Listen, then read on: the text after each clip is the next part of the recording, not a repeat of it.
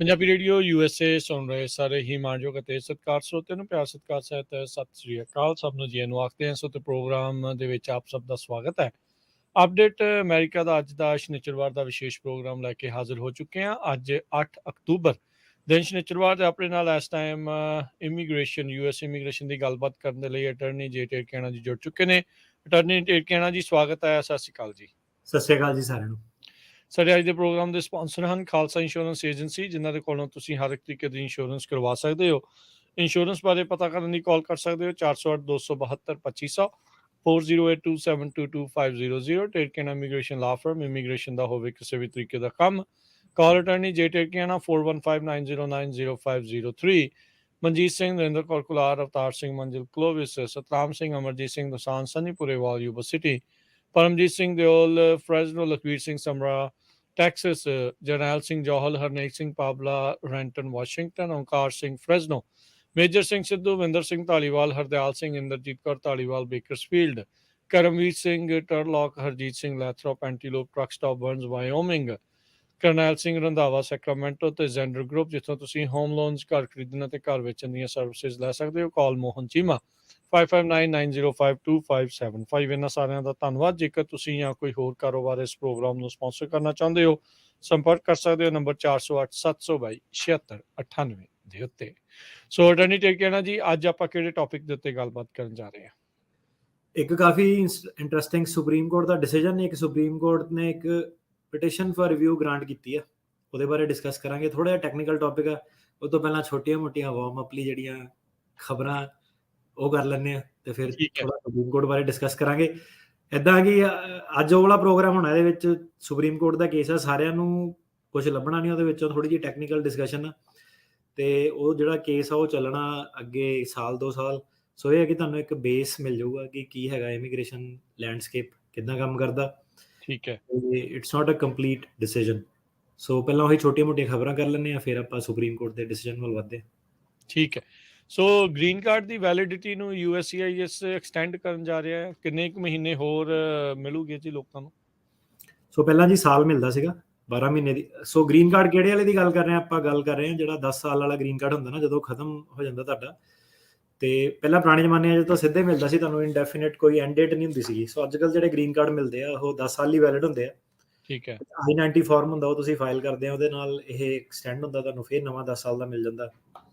ਤੇ ਸਾਰੇ ਬੰਦੇ ਨਹੀਂ ਵੀ ਸਿਟੀਜ਼ਨ ਬਣਦੇ, ਕਈ ਬਣਨਾ ਨਹੀਂ ਚਾਹੁੰਦੇ, ਕਈ ਬਣ ਸਕਦੇ ਨਹੀਂ ਆ, ਕਈਆਂ ਨੂੰ ਲੈਂਗੁਏਜ ਦੀ ਪ੍ਰੋਬਲਮ ਆ, ਟੈਸਟ ਦੀ ਪ੍ਰੋਬਲਮ ਆ, ਮੈਡੀਕਲ ਇਸ਼ੂਜ਼ ਆ, ਕਈਆਂ ਦੀ ਕ੍ਰਿਮੀਨਲ ਹਿਸਟਰੀ ਆ, ਵਟਐਵਰ ਰੀਜ਼ਨ। ਸੋ I-90 ਹੁੰਦਾ ਫਾਰਮ, ਉਹਨੂੰ ਫਾਈਲ ਕਰਕੇ ਤੁਸੀਂ ਗ੍ਰੀਨ ਕਾਰਡ ਦੀ ਐਕਸਟੈਂਸ਼ਨ ਕਰਦੇ ਸੀਗੇ। ਪਹਿਲਾਂ ਕੀ ਹੁੰਦਾ ਸੀ, ਜਦੋਂ ਪੈਂਡਿੰਗ ਸੀਗਾ ਤੁਹਾਨੂੰ 12 ਮਹੀਨੇ ਦੀ ਐਕਸਟੈਂਸ਼ਨ ਦੇ ਦਿੱਤੀ ਜਾਂਦੀ ਸੀਗੀ। ਤੇ ਹੁਣ ਇਮੀਗ੍ਰੇਸ਼ਨ ਦਾ ਪ੍ਰੋਸੈਸਿੰਗ ਟਾਈਮ ਜਿਹੜਾ ਕਾਫੀ ਡਿਲੇ ਚੱਲ ਰਿਹਾ ਉਹਨਾਂ ਦੇ ਕੋਲ ਵੀ, ਸੋ ਉਹਨਾਂ ਨੇ ਇਹਨੂੰ 2 ਸਾਲ ਦਾ ਕਰਤਾ। ਸੋ ਸਪਟੈਂਬਰ 26 ਤੋਂ ਬਾਅਦ ਜਿੰਨੇ ਵੀ ਕੇਸ ਨਵੇਂ ਫਾਈਲ ਹੋਏ ਆ, ਜਿਹੜੇ ਇਵਨ ਪੈਂਡਿੰਗ ਵੀ ਆ, ਉਹਨਾਂ ਨੂੰ ਵੀ ਉਹ ਦੁਬਾਰਾ ਨਵਾਂ ਇੱਕ ਰਿਸੀਟ ਨੋਟਿਸ ਇਸ਼ੂ ਕਰ ਰਹੇ ਆ, ਜਿਹਦੇ ਵਿੱਚ ਕੀ ਉਹਨਾਂ ਦੀ ਜਿਹੜੀ ਵੈਲਿਡਿਟੀ ਆ ਉਹ 2 ਸਾਲ ਦੀ ਕਰ ਦਿੱਤੀ ਗਈ ਆ। ਸੋ ਇਹਦਾ ਬੇਸਿਕਲੀ ਲੈਣਾ ਦੇਣਾ ਉਹੀ ਆ ਕਿ ਜਿੱਦਾਂ ਵਰਕ ਪਰਮਿਟ ਦੀ ਇਹਨਾਂ ਨੇ ਕੀਤੀ ਸੀਗੀ ਐਕਸਟੈਂਸ਼ਨ ਠੀਕ ਹੈ। 1.5 ਸਾਲ ਦੀ, ਕਿ ਇਮੀਗ੍ਰੇਸ਼ਨ ਨੂੰ ਪਤਾ ਕਿ ਉਹ ਡਿਲੇ ਚੱਲ ਰਿਹਾ ਟਾਈਮ ਉਹਨਾਂ ਕੋਲ, ਤੇ ਲੋਕੀ ਇਸ ਪ੍ਰੋਬਲਮ 'ਚ ਫਸ ਜਾਂਦੇ ਆ, ਤੇ ਉਹਨਾਂ ਨੇ ਆਟੋਮੈਟਿਕਲੀ ਆਪਣਾ ਜਿਹੜਾ ਲਾਈਫ ਸੌਖੀ ਕਰਨ ਲਈ ਕਿਹਾ ਕਿ 2 ਸਾਲ ਦੀ ਐਕਸਟੈਂਸ਼ਨ ਦੇ ਦਿਓ। ਤੇ ਇਹਨਾਂ ਦੇ ਵਿੱਚੋਂ ਦੀ ਹੁਣ ਸੋ ਇਹਦਾ ਹੁਣ ਰੂਲ ਇਹ ਹੈ ਕਿ ਤੁਸੀਂ ਉਹ ਐਕਸਟੈਂਸ਼ਨ ਦੇ ਪ੍ਰੂਫ ਨਾਲ ਤੇ ਜਿਹੜਾ ਤੁਹਾਡਾ ਪੁਰਾਣਾ ਐਕਸਪਾਇਰਡ ਗ੍ਰੀਨ ਕਾਰਡ ਆ, ਉਹ 2 ਚੀਜ਼ਾਂ ਨੂੰ ਜੇ ਤੁਸੀਂ ਇਕੱਠੇ ਕੈਰੀ ਕਰਦੇ ਹੋ ਤਾਂ ਤੁਹਾਡਾ ਉਹ ਪ੍ਰੂਫ ਆਫ ਪਰਮਨੈਂਟ ਰੈਜ਼ੀਡੈਂਸ ਹੈਗਾ। ਤੇ ਜੇ ਤੁਹਾਡੇ ਕੋਲ ਉਹ ਗ੍ਰੀਨ ਕਾਰਡ ਗਵਾਚ ਗਿਆ ਜਾਂ ਨਹੀਂ ਹੈਗਾ, ਤਾਂ ਫਿਰ ਤੁਸੀਂ ਲੋਕਲ ਫੀਲਡ ਆਫਿਸ ਦੇ ਵਿੱਚ ਅਪਾਇੰਟਮੈਂਟ ਬਣਾ ਕੇ ਉੱਥੋਂ ਦੀ ਜਿਹੜਾ ਆਪਣੇ ਪਾਸਪੋਰਟ ਤੇ ਸਟੈਂਪ ਲਵਾ ਸਕਦੇ ਹੋ। ਤੇ ਫਿਰ ਜਿੱਦਾਂ ਤੁਸੀਂ ਕਿਹਾ ਵੀ ਪ੍ਰੂਫ ਤਾਂ ਹੈਗਾ ਆ, ਕਿ ਉਹਦੇ ਵਿੱਚ ਟਰੈਵਲਿੰਗ ਫਿਰ ਹੋਊਗੀ? ਇੰਡੀਆ ਵਾਲੇ ਮੰਨ ਜਾਣਗੇ ਐਕਸਪਾਇਰਡ ਗ੍ਰੀਨ ਕਾਰਡ ਦੇ ਨਾਲ ਇਦਾਂ ਦੀ ਐਕਸਟੈਂਸ਼ਨ ਨੂੰ ਜਿਹੜਾ ਹੋਵੇ? ਇੰਡੀਆ ਵਾਲੇ ਥੋੜਾ ਜਿਹਾ ਪੰਗਾ ਪਾਉਂਦੇ ਆ, ਪਰ ਹਾਂਜੀ ਹੈ ਤਾਂ ਉਹ ਗ੍ਰੀਨ ਕਾਰਡ ਹੀ ਆਲ ਪਰਪਸਲੀ। ਜੇ ਡਾਇਰੈਕਟ 에ਅਰਲਾਈਨ ਚਾਹੋ ਯੂਨਾਈਟਿਡ ਜਾਂ ਅਮਰੀਕਨ, ਉਹ ਤਾਂ ਤੁਹਾਨੂੰ ਆਣ ਦੇਊਗੇ। ਇੰਡੀਆ ਦਾ ਸਪੈਸੀਫਿਕਲੀ ਪਤਾ ਨਹੀਂ, ਉਹ ਥੋੜਾ ਜਿਹਾ ਪੰਗਾ ਜਿਹੜਾ ਆਪਣਾ ਪਾ ਦਿੰਦੇ ਆ। ਠੀਕ ਹੈ। ਇੰਡੀਆ ਦੇ ਪੰਗੇ ਦੀ ਇੱਕ ਗੱਲ ਦੱਸਦਾ ਜੀ। ਤੇ ਆਫ ਟਾਪਿਕ ਆ ਥੋੜਾ ਜਿਹਾ। ਸੋ ਇੱਕ ਵਾਰੀ ਨਾ ਮੈਂ ਇੰਡੀਆ ਘੁੰਮਣ ਗਿਆ ਸੀਗਾ, ਫੈਮਿਲੀ ਨੂੰ ਮਿਲਣ ਗਿਆ, ਤੇ ਉੱਥੋਂ ਨਾ ਮੈਂ ਆਪਣੀ ਅੰਮ੍ਰਿਤਸਰ ਤੋਂ ਮੇਰੀ ਦਿੱਲੀ ਫਲਾਈਟ ਸੀਗੀ, ਦਿੱਲੀ ਤੋਂ ਮੇਰੀ US ਸੀਗੀ, ਕਨੈਕਟਿੰਗ ਫਲਾਈਟ ਸੀਗੀ।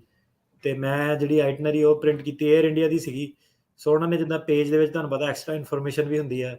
ਹਾਂਜੀ। ਸੋ ਇੱਕ ਪੇਜ ਦੇ ਵਿੱਚ ਆ ਗਿਆ ਕਿ ਸੋ ਪਹਿਲਾਂ ਮੇਰਾ ਨਾਮ ਲਿਖਿਆ ਉੱਤੇ, ਤਾਂ ਨਾ ਇੱਕ ਪੇਜ ਦੇ ਉੱਤੇ ਆ ਗਿਆ ਕਿ ਅੰਮ੍ਰਿਤਸਰ ਤੋਂ ਦਿੱਲੀ ਚੱਲਾ ਨਾ, ਤੇ ਇੱਕ ਤੇ ਉਹ ਫਿਰ ਰਾਤ ਨੂੰ ਜਿਹੜੀ ਸੀਗੀ 2-3 ਘੰਟੇ, ਉਹ ਮਤਲਬ 12 ਵਜੇ ਤੋਂ ਬਾਅਦ ਜਿਹੜਾ ਅਗਲੀ ਅਰਲੀ AM ਦੀ ਜਿਹੜੀ ਫਲਾਈਟ ਸੀਗੀ ਦਿੱਲੀ ਤੋਂ ਇੱਥੇ, ਤੇ ਹਾਂ ਜਿਹੜੀ ਉਹ ਕਿਉਂਕਿ ਪ੍ਰਿੰਟ ਸੀਗਾ ਉਹ ਕੰਟੀਨਿਊਏਸ਼ਨ ਸੀਗੀ ਉਸੇ ਪੇਜ ਦੀ, ਤੇ ਅਗਲੀ ਤੇ ਲਿਖਿਆ ਕਿ ਦਿੱਲੀ ਤੋਂ ਇਹਦੀ ਉੱਥੇ ਫਲਾਈਟ ਆ, ਤੇ ਕਨੈਕਟਿੰਗ ਫਲਾਈਟ ਸੀ, ਲੁਗੇਜ ਸਾਰਾ ਜਿਹੜਾ ਉੱਥੋਂ ਹੀ ਜਾਣਾ ਸੀਗਾ। ਸਾਨੂੰ ਤੁਰਨਾ ਸੀ। ਤੇ ਮੈਂ ਅੰਦਰ ਗਿਆ, ਉੱਥੇ ਨਾ ਲੇਡੀ ਲੱਗੀ ਇੱਕ ਨਾ ਹਰਿਆਣਵੀ ਸੀਗੀ, ਤੇ ਸਿਕਿਉਰਿਟੀ ਦੇ ਅੰਦਰ ਜਿਹੜਾ ਸੀਗਾ, ਮੈਨੂੰ ਕਹਿੰਦੀ ਤੇਰੀ ਨਾ ਉਹ ਟਿਕਟ ਤੇਰੀ, ਕਹਿੰਦੀ ਮੈਨੂੰ ਕਿੱਦਾਂ ਪਤਾ ਕਿ ਤੂੰ ਉੱਥੇ ਜਾ ਰਿਹਾ, ਤੇਰੀ ਟਿਕਟ ਆ?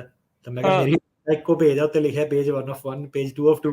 ਹਾਂ ਕਹਿੰਦੀ ਜਿਹੜੀ ਅੰਮ੍ਰਿਤਸਰ ਤੋਂ ਦਿੱਲੀ ਆ ਉੱਤੇ ਕਹਿੰਦੀ ਤੇਰਾ ਨਾਮ ਲਿਖਿਆ ਹੋਇਆ, ਜਿਹੜੀ ਕਹਿੰਦੀ ਦਿੱਲੀ ਤੋਂ ਜਾ ਰਹੀ ਆ ਉੱਥੇ, ਕਹਿੰਦੀ ਉਹ ਸੇਮ ਦਿਨ ਨਹੀਂ ਹੈਗੀ। ਮੈਂ ਕਿਹਾ ਉਹ ਸੇਮ ਦਿਨ ਕਿੱਦਾਂ ਹੋਗੀ, ਕਿਉਂਕਿ 2-3 ਘੰਟੇ ਦਾ ਵਿੱਚ ਲੇਓਵਰ ਆ, ਟਾਈਮ ਚੇਂਜ ਹੋ ਜਾਣਾ। ਕਹਿੰਦੀ ਉੱਤੇ ਤੇਰਾ ਨਾਮ ਨਹੀਂ ਲਿਖਿਆ। ਮੈਂ ਕਿਹਾ ਹੁਣ ਉਹਨੇ ਤੇਰੀ ਕਨਵੀਨੀਅੰਸ ਦੇ ਹਿਸਾਬ ਨਾਲ ਤਾਂ ਲਿਖਣਾ ਨਹੀਂ ਕਿ ਹਰੇਕ ਪੇਜ ਤੇ ਨਾਮ ਲਿਖੋ, ਉਹਨਾਂ ਨੇ ਇੱਕ ਵਾਰੀ ਲਿਖਤਾ, ਉਹ ਕਨਫਰਮੇਸ਼ਨ ਨੰਬਰ ਆ, ਬੁਕਿੰਗ ਨੰਬਰ ਆ, ਰੈਫਰੈਂਸ ਕਰ, ਉਹ ਕਰ। ਤੁਹਾਨੂੰ ਪਤਾ ਥੋੜੇ ਰੂਡ ਜੇ ਪਿੱਛੋਂ ਬੰਦੇ ਨਹੀਂ ਕਿਆ ਦੂਜਾ ਬੰਦਾ ਜੀ ਕਿਆ ਹੱਲਾ ਹੋ ਰਿਹਾ ਹੈ, ਇਹ ਹੈ ਉਹ ਹੈ। ਤੇ ਮੈਨੂੰ ਕਹਿੰਦੀ ਨਹੀਂ ਜੀ, ਕਹਿੰਦੀ ਜਾਣ ਨਹੀਂ ਦੇਣਾ, ਕਹਿੰਦੀ ਏਦਾਂ ਵਾ ਥੱਲੇ ਗੇਟ ਦੇ ਬਾਹਰ ਚਲ ਜਾ। ਤੇ ਮੈਂ ਕਿਹਾ ਉਹ ਤਾਂ ਮੈਨੂੰ ਬੈਗ ਬੂਗ ਲੈ ਕੇ, ਮੈਂ ਕਿਹਾ ਹੁਣ ਤਾਂ ਮੇਰਾ ਟਾਈਮ ਹੁੰਦਾ ਗਾ, ਮੈਂ ਕਿਹਾ ਹੁਣ ਮੈਂ ਬਾਹਰ ਦੁਬਾਰਾ ਲਾਈਨ ਦੇ ਇੰਡੀਆ ਉੱਥੋਂ ਕਿੱਥੋਂ ਆਉਂਗਾ। ਕਹਿੰਦੀ ਉੱਥੇ ਨਾ ਸਾਹ ਵੱਡਾ ਹੈਗਾ, ਉੱਥੇ ਚਲ ਜਾ। ਅੱਛਾ। ਤੇ ਕਹਿੰਦੀ ਸਾਹ ਵੱਡਾ ਵਾ, ਉੱਥੇ ਚਲ ਜਾ। ਕਹਿੰਦੀ ਉਹਨਾਂ ਨੇ ਅੰਦਰ ਆਣ ਦਿੱਤਾ, ਫਿਰ ਮੈਂ ਅੰਦਰ ਆਣ ਦਊਗੀ। ਕਹਿੰਦੀ ਮੇਰੇ ਕੋਲ ਨਾ ਇੰਨੀ ਪਾਵਰ ਨਹੀਂ ਆ, ਜੋ ਵੀ ਉਹਨੇ ਬਹਾਨਾ ਬੁਨਾ ਜਿਹਾ ਮਾਰਿਆ ਆਪਣਾ। ਅੱਛਾ। ਤੇ ਬਾਕੀ ਦੇਖ ਦੂਖ ਵੀ ਲੈਂਦੇ ਕਿ ਬੰਦਾ ਹੈ ਨਾ ਬਾਹਰੋਂ ਆਇਆ, ਤੇ ਥੋੜਾ ਜਿਹਾ ਘਸੀਟਰ ਲੂ, ਛਿੱਲ ਲਈਏ ਜੇ ਛਿੱਲ ਹੁੰਦਾ। ਮੈਂ ਕਿਹਾ ਅੱਛਾ ਚੱਲ ਏਦਾਂ ਵੀ ਹੁੰਦਾ ਹੈ ਨਾ। ਤੇ ਮੈਂ ਹੁਣ ਇਹਨਾਂ ਕੀ ਬੈਂਸਣਾ, ਮੈਂ ਥੱਲੇ ਚਲ ਗਿਆ, ਬਾਹਰ ਗਿਆ ਜੀ ਦੁਬਾਰਾ, ਫਿਰ ਲਾਈਨ 'ਚ ਲੱਗਾ ਸਾਰਾ ਉਹੀ ਪੂਰਾ ਐਂਡ ਤੱਕ, ਬਾਹਰ 에ਅਰਪੋਰਟ ਤੋਂ ਦੁਬਾਰਾ ਐਂਟਰੀ ਮਾਰੀ, ਬੈਗ ਬੂਗ ਚੱਕ ਕੇ। ਤੁਹਾਡੀ ਪਹਿਲਾਂ ਜਾਣ ਲੱਗੇ ਪੁੱਛਣ ਕਿ ਕਿੱਥੋਂ ਦੀ ਜਾ ਰਹੇ ਆ, ਫਿਰ गेट पे मैं आया, अरे कहता भाई साहब ये तो कहता ऐसे है, ये तो वैसे है। ਤੇ ਮੈਂ ਕਿਹਾ ਯਾਰ ਇਹ ਤਾਂ ਹੁਣ, ਮੈਂ ਕਿਹਾ ਤੈਨੂੰ ਮੈਂ ਫੋਨ ਤੇ ਦਿਖਾ ਦਿੰਦਾ। ਕਹਿੰਦਾ ਹੈ ਉੱਥੇ ਨਾ ਪ੍ਰਿੰਟਰ ਰੱਖਿਆ ਨਾਲ ਹੀ, ਕਹਿੰਦਾ ਕਿ ਐਸਾ ਕਰੋ आप यहाँ से ना प्रिंट कर लो। ਕਹਿੰਦਾ ਮੈਂ ਕਿਹਾ ਹਾਂ ਬਈ ਤੂੰ ਪ੍ਰਿੰਟ ਕਰਕੇ ਦੇ ਦੇ ਤਾਂ ਮੈਂ ਉਹ ਕਰ ਲੈਣਾ ਜੇ ਤੈਨੂੰ ਉਹ ਆ। ਤੇ ਕਹਿੰਦਾ ਹਾਂ ਪ੍ਰਿੰਟ ਕਰਤਾ ਤੇ ਉਹਦੇ ਪਤਾ ਨਹੀਂ ਉਹਨੇ ਦੱਸਿਆ ਕਿ ਇਸਕੇ तो भाई 700 रुपए लगेंगे। ਮੈਂ ਪੀਪੀ ਕੋ ਗਿਆ ਅੰਦਰ, ਮੈਂ ਕਿਹਾ ਯਾਰ ਤੁਸੀਂ ਐਡਾ ਡਰਾਮਾ ਕਰਿਆ, ਉੱਥੋਂ ਦੀ ਜਾ ਕੇ ਮੈਨੂੰ ਤੂੰ ਸਿੱਧੇ ਪਿੱਛੇ ਮੈਨੂੰ ਬਾਹਰ ਘਮਾਇਆ ਉੱਥੋਂ ਦੀ ਲਾਈਨਾਂ ਤੋਂ। ਮੈਂ ਕਿਹਾ ਹੁਣ, ਮੈਂ ਕਿਹਾ ਸਿੱਧੇ ਕਿਹਾ ਪ੍ਰਿੰਟਰ ਉੱਥੇ ਰੱਖਿਆ ਵਾ, ਸਕੀਮ ਪਾਈ ਆ ਸਾਰਿਆਂ ਦੇ ਉੱਤੇ। ਦੇਖ ਲਓ ਐਡਾ ਵੱਡਾ ਡਰਾਮਾ ਆ ਕੇ ਮੈਂ ਕਿਹਾ ਦੇਖ ਲਓ, ਮੈਂ ਕਿਹਾ ਬੰਦੇ ਨੂੰ ਇਹ ਨਾ ਹੁਣ ਸਾਰਿਆਂ ਦੇ ਲਈ ਇਹ ਆ ਵੀ ਭਾਈ ਜਦੋਂ ਏਦਾਂ ਕਨੈਕਟਿੰਗ ਲਾਈਨ ਇੰਡੀਆ ਤੋਂ ਹੋਵੇ, ਅਗਲੇ ਦਿਨ ਦੀ ਨਾ ਹੋਵੇ, ਨਹੀਂ ਤਾਂ ਭਰਾਵਾ ਆਪਣੇ ਹੱਥ ਨਾਲ ਆਪ ਨਾਮ ਲਿਖ ਕੇ ਲੈ ਜਾਓ, ਨਹੀਂ ਤਾਂ ਨਾਲ ਜਿਹੜੇ ਨੋਟ ਅੱਜ ਕੱਲ ਚੱਲਦੇ ਆ ਉਹ ਲੈ ਕੇ ਜਾਣੇ। ਹੁਣ ਤੁਸੀਂ ਦੇਖ ਲਓ ਵੀ ਕੀ ਹੈ ਇਹਦੇ ਵਿੱਚ, ਕਰਨਾ ਉਹੀ ਚਾਹੀਦਾ ਸੀ ਬੀਬੀ ਨੂੰ ਕਿ ਹਾਂ ਤੂੰ ਪੈਸੇ ਦੱਸ ਕਿੰਨੇ ਲੈਣੇ ਉੱਥੇ। ਹਾਂ ਵੀ ਸਹੂਲਤ ਤੁਸੀਂ ਦੇਣ ਨੂੰ ਉੱਥੇ ਬੈਠੇ ਆ ਕਿ ਲੋਕਾਂ ਨੂੰ ਤੰਗ ਪਰੇਸ਼ਾਨ ਕਰਨ ਦੇ ਲਈ। ਐਵੇਂ ਥੋੜੀ ਲੋਕ ਉੱਥੋਂ ਭੱਜ ਕੇ ਆ ਰਹੇ ਆ। ਸੁਣਦੇ ਆ ਬੜਾ ਮੇਰਾ ਭਾਰਤ ਮਹਾਨ ਕਰੂ ਹੈਗਾ ਜਿਹੜਾ ਕਿ ਨਹੀਂ ਜੀ ਇੰਡੀਆ ਦੇ ਵਿੱਚ ਕੋਈ ਗਲਤ ਨਹੀਂ ਹੁੰਦਾ। ਮੈਂ ਕਿਹਾ ਤੈਨੂੰ ਮੈਂ ਲਾਈਵ ਦੱਸ ਰਿਹਾ ਕਿਦਾਂ ਹੋਇਆ ਵਾ। ਜਿਹੜੇ ਦੇਵੋ ਭਵਾ ਕਿਹਦਾ ਕਰਦੇ ਹੁੰਦੇ ਆ ਵੀ ਤੁਹਾਡੇ ਨਾਲ ਵੀ ਏਦਾਂ ਹੋਊਗਾ, ਤੁਹਾਨੂੰ ਕੋਈ ਬਖਸ਼ਣਾ ਨਹੀਂ ਉਹਨਾਂ ਨੇ ਕਿ ਇਹ ਬੰਦਾ ਬੜਾ ਦੇਸ਼ ਭਗਤ ਆ। ਜਿਹੜੇ ਬੰਦੇ ਨੂੰ ਹੁਣ ਪੈਸੇ ਦਾ ਲਾਲਚ ਆ ਨਾ, ਉਹਨੇ ਕਿਸੇ ਨੂੰ ਨਹੀਂ ਦੇਖਣਾ ਕੌਣ ਕਿੱਦਾਂ ਵਾ, ਜਿਹਦਾ ਦਾ ਲੱਗਦਾ ਉਹ ਲਾਂਦਾ। ਉੱਥੇ ਮੈਂ ਕੋਈ ਵਕੀਲ ਨਹੀਂ, ਕੋਈ ਕੁਛ ਨਹੀਂ। ਮੈਂ ਉੱਥੇ ਦੇਖਾਂ, ਮੈਂ ਕਿਹਾ ਮੇਰੇ ਕੋਲ ਟਿਕਟ ਹੀ ਨਹੀਂ ਹੋ ਜਾ। ਹੁਣ ਮੈਂ ਦੇਖਾਂ ਮੇਰੀ ਫਲਾਈਟ ਵਾਲੇ ਨੇ ਮਿਸ ਕਰਾ ਦੇਣੀ। ਸੋ ਕਨੈਕਟਿੰਗ ਵਾਲੇ ਜਿਹੜੇ ਫਲਾਈਟ ਵਾਲੇ ਸੀ ਨਾ, ਬਾਅਦ ਚ ਮੈਂ ਲਾਇਆ ਕਿ ਇਹਨਾਂ ਨੇ ਨਾ ਹਰੇਕ ਚੀਜ਼ ਤੋਂ, ਹੁਣ ਲੋਕਾਂ ਦਾ ਵੀ ਏਦਾਂ ਕਿ ਉਹਨਾਂ ਨੇ ਵੀ ਸਿਸਟਮ ਲੱਭਿਆ ਕਿੱਥੋਂ ਕਿਹੜੇ ਤਰੀਕੇ ਨਾਲ ਕਰਪਸ਼ਨ ਕਰਨੀ ਆ, ਕਿਹੜਾ ਕਿੱਥੇ ਜਿਹੜਾ ਹੋਇਆ। ਤਾਂ ਉਹਨਾਂ ਨੇ ਉਹਦਾ ਇਹ ਕਨੈਕਟਿੰਗ ਵਾਲੇ ਜਿਹੜੇ ਬੰਦੇ ਆ ਨਾ, ਉਹਦਾ ਆਪਣਾ ਪ੍ਰਿੰਟਰ ਜਿਹੜਾ ਸਿਸਟਮ ਸੀਗਾ ਉਹ ਸਕੀਮ ਲਗਾ ਰਹੇ। ਤੇ ਉੱਤੋਂ ਮੇਰੀ ਫਲਾਈਟ ਡਿਲੇ ਹੋ ਰਹੀ। ਮੈਂ ਕਿਹਾ ਯਾਰ ਹੁਣ ਤੇ ਕੋਈ ਚੋਇਸ ਨਹੀਂ, ਕਰਨਾ ਪੈਣਾ। ਤੇ ਉਹਨਾਂ ਨੇ ਅਸੀਂ ਲੜ ਸਕਦੇ ਆ ਹਨਾ, ਉਹਨਾਂ ਨੇ ਫੜ ਵੀ ਲਿਆ ਉਹ ਲੀਗਲ ਕਿ ਉਹਨੇ ਕਹਿਣਾ ਮੈਂ ਤਾਂ ਪ੍ਰਿੰਟਿੰਗ ਕਾਸਟ ਦੇ ਉਹ ਲੈ ਰਿਹਾ। ਪਹਿਲਾਂ ਉਹਨੂੰ ਬੰਦਾ ਪੁੱਛੇ ਤੂੰ ਯਾਰ ਪ੍ਰਿੰਟਿੰਗ ਲੈ ਕੇ ਪ੍ਰਿੰਟਰ ਰੱਖਿਆ ਕਿਉਂ ਤੂੰ ਉਹਦੇ ਨਾਲ ਕੰਪਿਊਟਰ ਦੇ ਮੂਹਰੇ, ਤੇ ਜੇ ਤੇਰਾ ਸਰਕਾਰੀ ਯੂਜ਼ ਲਈ ਆ, should not be used for printing, ਤੂੰ ਪੈਸੇ ਕਿਹੜੇ ਹਿਸਾਬ ਨਾਲ ਲੈ ਰਿਹਾ, ਤੂੰ ਕਿਹੜਾ ਰਸੀਦ ਕੱਟ ਕੇ ਦੇ ਰਿਹਾ। ਇਹ ਚੀਜ਼ ਤਾਂ ਬਿਲਕੁਲ ਹੈ ਹੀ ਆ। ਸੋ ਇੱਥੋਂ ਇਹ ਪਤਾ ਲੱਗਦਾ ਵੀ ਭਾਈ ਆਲਦੋ ਤੁਸੀਂ ਜਾਣਾ ਚਾਹੁੰਦੇ ਹੋਵੋਗੇ, ਜਾਓਗੇ, ਤੁਹਾਡੇ ਗ੍ਰੀਨ ਕਾਰਡ ਨਹੀਂ ਆਏ ਹੋਣਗੇ, ਪਰ ਇਹ ਚੀਜ਼ਾਂ ਦੇ ਲਈ ਤਿਆਰ ਰਹੋ। ਉੱਥੇ ਉਹਨਾਂ ਨੇ ਤੁਹਾਨੂੰ ਕਿਤੇ ਨਾ ਕਿਤੇ ਕੁੰਡੀ ਜਿਹੜੀ ਉਹ ਫਸਾਉਣ ਦੀ ਕੋਸ਼ਿਸ਼ ਕਰਨੀ ਉਹੀ ਕਰਨੀ ਆ। 15 ਸਾਲ ਬਾਅਦ ਹੁਣ ਲੱਗੇ ਕੰਮ ਕਰਦੇ ਨੂੰ। ਬੜੇ ਲੋਕਾਂ ਨੇ ਕਿਹਾ ਬਾਈ ਏਦਾਂ ਹੋ ਜਾਣਾ ਓਦਾਂ ਨਾ। ਮੈਂ ਤਾਂ ਭਾਈ ਚੱਲ ਜਾਣਾ ਛੱਡ ਛੁੱਡ ਕੇ, ਮੈਂ ਤਾਂ ਚੱਲ ਜਾਣਾ। ਇੱਕ ਦੋ ਜਣੇ ਗਏ ਵੀ 10 ਸਾਲਾਂ, ਮੈਂ ਦੇਖਿਆ ਵਾਕਈ ਗਏ ਆ, ਪਰ ਜ਼ਿਆਦਾਤਰ ਜਿਹੜੇ ਬੰਦੇ ਹੈਗੇ ਇੱਥੇ ਹੀ ਆ। ਮੈਂ ਕਿੱਦਾਂ ਤੂੰ ਤਾਂ ਚੱਲ ਜਾਣਾ ਸੀਗਾ ਵਾਪਸ। ਸੋ ਏਦਾਂ ਵਾਪਸ ਕਿੱਦਾਂ ਜਾਊ, ਵਾਪਸ ਤਾਂ ਜਾਊਗੇ ਨਾ ਏਦਾਂ ਕਿ ਬੰਦਾ ਹੁਣ ਜਿਹੜਾ ਕੱਚਾ ਵੀ ਆ ਉਹ ਕਹਿੰਦਾ ਚੱਲ ਠੀਕ ਹੈ ਇੱਥੇ ਘੱਟੋ ਘੱਟ ਉਹ ਲੈਵਲ ਦੀ ਸਿਰ ਖਪਾਈ ਨਹੀਂ ਲੱਗੀ। ਪਤਾ ਨਹੀਂ ਕਿੱਥੋਂ ਜਾਂਦੇ ਗੱਲ ਨਹੀਂ ਬਾਤ ਨਹੀਂ, ਬਸ ਇਹ ਕਰ ਦੋ ਉਹ ਕਰ ਦੋ, ਪੈਸੇ ਦੇ ਦੋ। ਸੋ ਕਈ ਵਾਰੀ ਮੈਂ ਹੁਣ ਵੀ ਸੋਚਦਾ, ਮੈਂ ਹੱਸਦਾ ਵਾ ਕਿ ਦੱਸ ਕਿੱਥੋਂ ਸਕੀਮਾਂ ਪਾਈਆਂ ਲੋਕਾਂ ਨੇ। ਸਕੀਮਾਂ ਪਈ ਜਾਣ ਤੇ ਯੂਐਸ ਦੇ ਅਟਾਰਨੀ ਜਿਹੜੇ ਆ ਉਹਨਾਂ ਦੇ ਨਾਲ ਹੱਡਬੀਤੀ ਜਿਹੜੀ ਉਹਨਾਂ ਨੇ ਉਹ ਸੁਣਾਈ ਆ। ਇਹਦਾ ਇੱਕ ਭਾਈ ਇੱਕ ਪੇਜ ਦੇ ਤਾਂ ਨਾਮ ਹੈਗਾ, ਇੱਕ ਤੇ ਨਹੀਂ ਹੈਗਾ, ਤੇ ਆ ਇਹਨਾਂ ਨੇ ਜਿਹੜੀ ਬਿਪਤਾ ਉੱਥੇ ਦਿੱਲੀ ਦੇ 에ਅਰਪੋਰਟ ਵਾਲਿਆਂ ਨੇ ਜਿਹੜੀ ਉੱਥੇ ਪਾ ਕੇ ਰੱਖੀ। ਤੁਸੀਂ ਹੁਣ ਲੀਗਲ ਪੁਆਇੰਟ ਲੱਭ ਲਿਆ ਉਹਨੇ ਕਿ ਏਦਾਂ ਲੀਗਲ ਨਾਲ ਵੀ ਕਹਿੰਦੇ ਜੀ ਏਦਾਂ। ਤੇ ਅਗਲੀ ਜਿਹੜੀ ਗੱਲਾਂ ਉਸ ਤੋਂ ਬਾਅਦ ਵਧੀਆ ਵਾਪਸ ਆਈਏ ਅਮਰੀਕਾ ਵੱਲ ਨੂੰ। ਯੂਐਸਸੀਐਸ ਨੇ ਜਿਹੜੇ ਆ 2022 ਦੇ ਜਿਹੜੇ ਸਿਟੀਜ਼ਨਸ਼ਿਪ ਤੇ ਇੰਟੀਗ੍ਰੇਸ਼ਨ ਗ੍ਰਾਂਟਸ ਜਿਹੜੀਆਂ ਆ ਉਹ ਅਵਾਰਡ ਕੀਤੀਆਂ ਆ। ਇਹ ਲੋਕਾਂ ਨੂੰ ਵੱਧ ਤੋਂ ਵੱਧ ਸਿਟੀਜ਼ਨਸ਼ਿਪ ਦਿਵਾਉਣ ਦੇ ਲਈ ਹੁੰਦੀਆਂ। ਜੀ ਬਿਲਕੁਲ। ਸੋ ਇਹਨਾਂ ਦਾ ਪ੍ਰੋਗਰਾਮ ਸੀਗਾ, ਹੁਣ ਤਾਂ ਹੋਰ ਥੋੜਾ ਜਿਹਾ ਇਹਨਾਂ ਨੇ ਐਕਸਪੈਂਡ ਕਰਤਾ, ਬਾਈਡਨ ਸਰਕਾਰ ਆ ਗਈ ਹੈ। ਸੋ 20 ਮਿਲੀਅਨ ਦੀਆਂ ਗ੍ਰਾਂਟ ਇਹਨਾਂ ਨੇ ਇਸ ਸਾਲ ਦੇਣੀਆਂ। 66 ਆਰਗੇਨਾਈਜੇਸ਼ਨ ਕੁਆਲੀਫਾਈਡ ਆ 35 ਸਟੇਟਾਂ ਦੇ ਵਿੱਚ, ਉਹਨਾਂ ਦੀ ਮਦਦ ਹੋਣੀ ਆ।